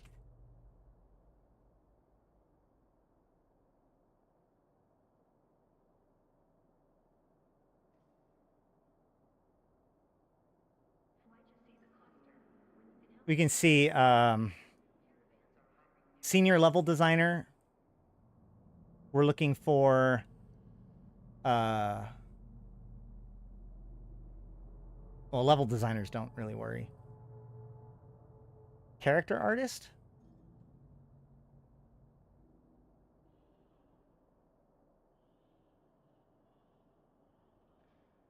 Where is it? Experts in Maya and ZBrush. That's all normal stuff. Is there one that says? I thought somebody was saying that there is one that. Yeah, here we go. Experience with rapid prototyping in Unreal.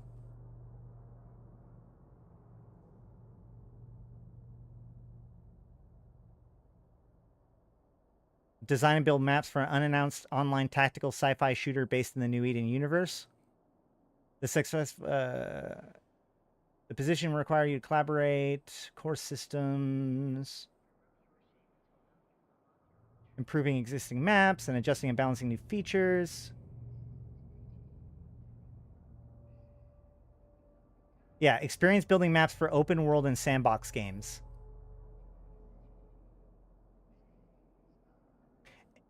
Unreal Engine Blueprints. So that's going to be, this is saying like, you know how to build things. Blueprints is their scripting language. It's their, well, it's their scriptless building language or building tools.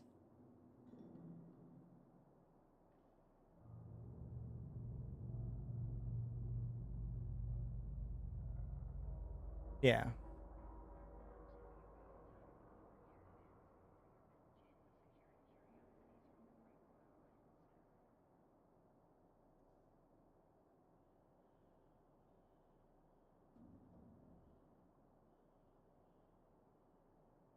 I should really get into coding, etc. I mean, coding's fun. I like coding. How come they keep canceling their shooters and start some other shooters? Watch that video, James. Like, seriously. Hold on, let me go find it.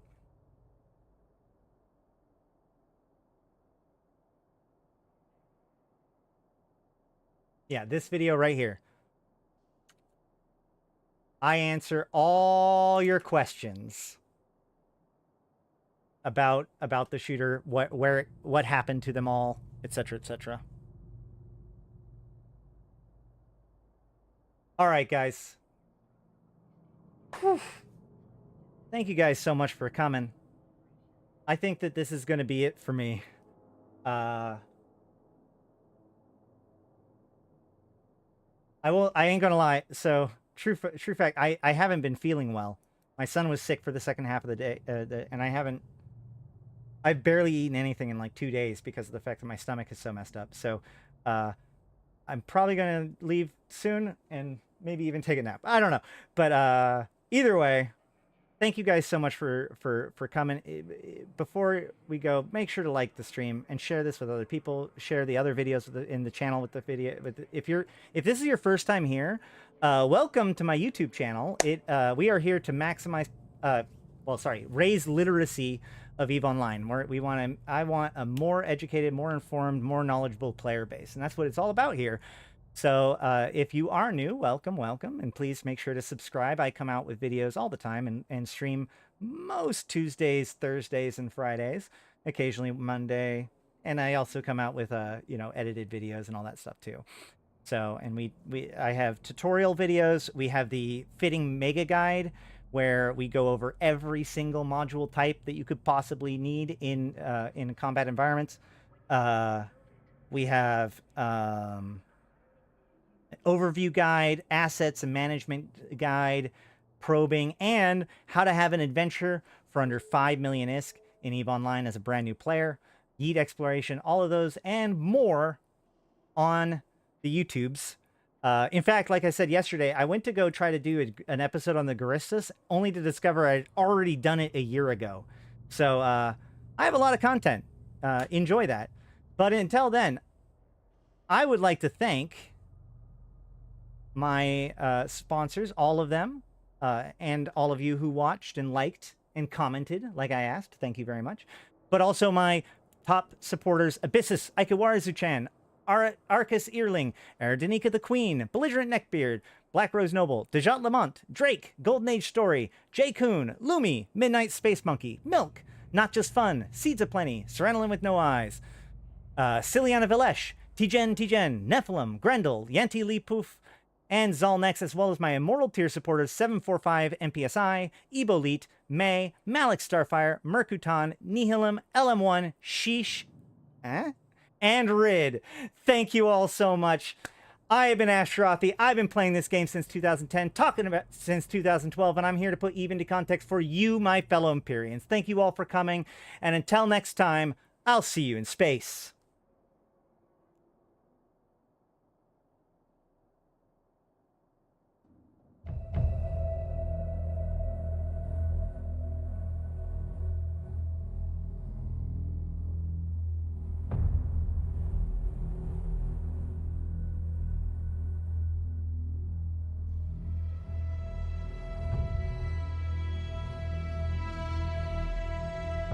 Bring on the wrecking machine.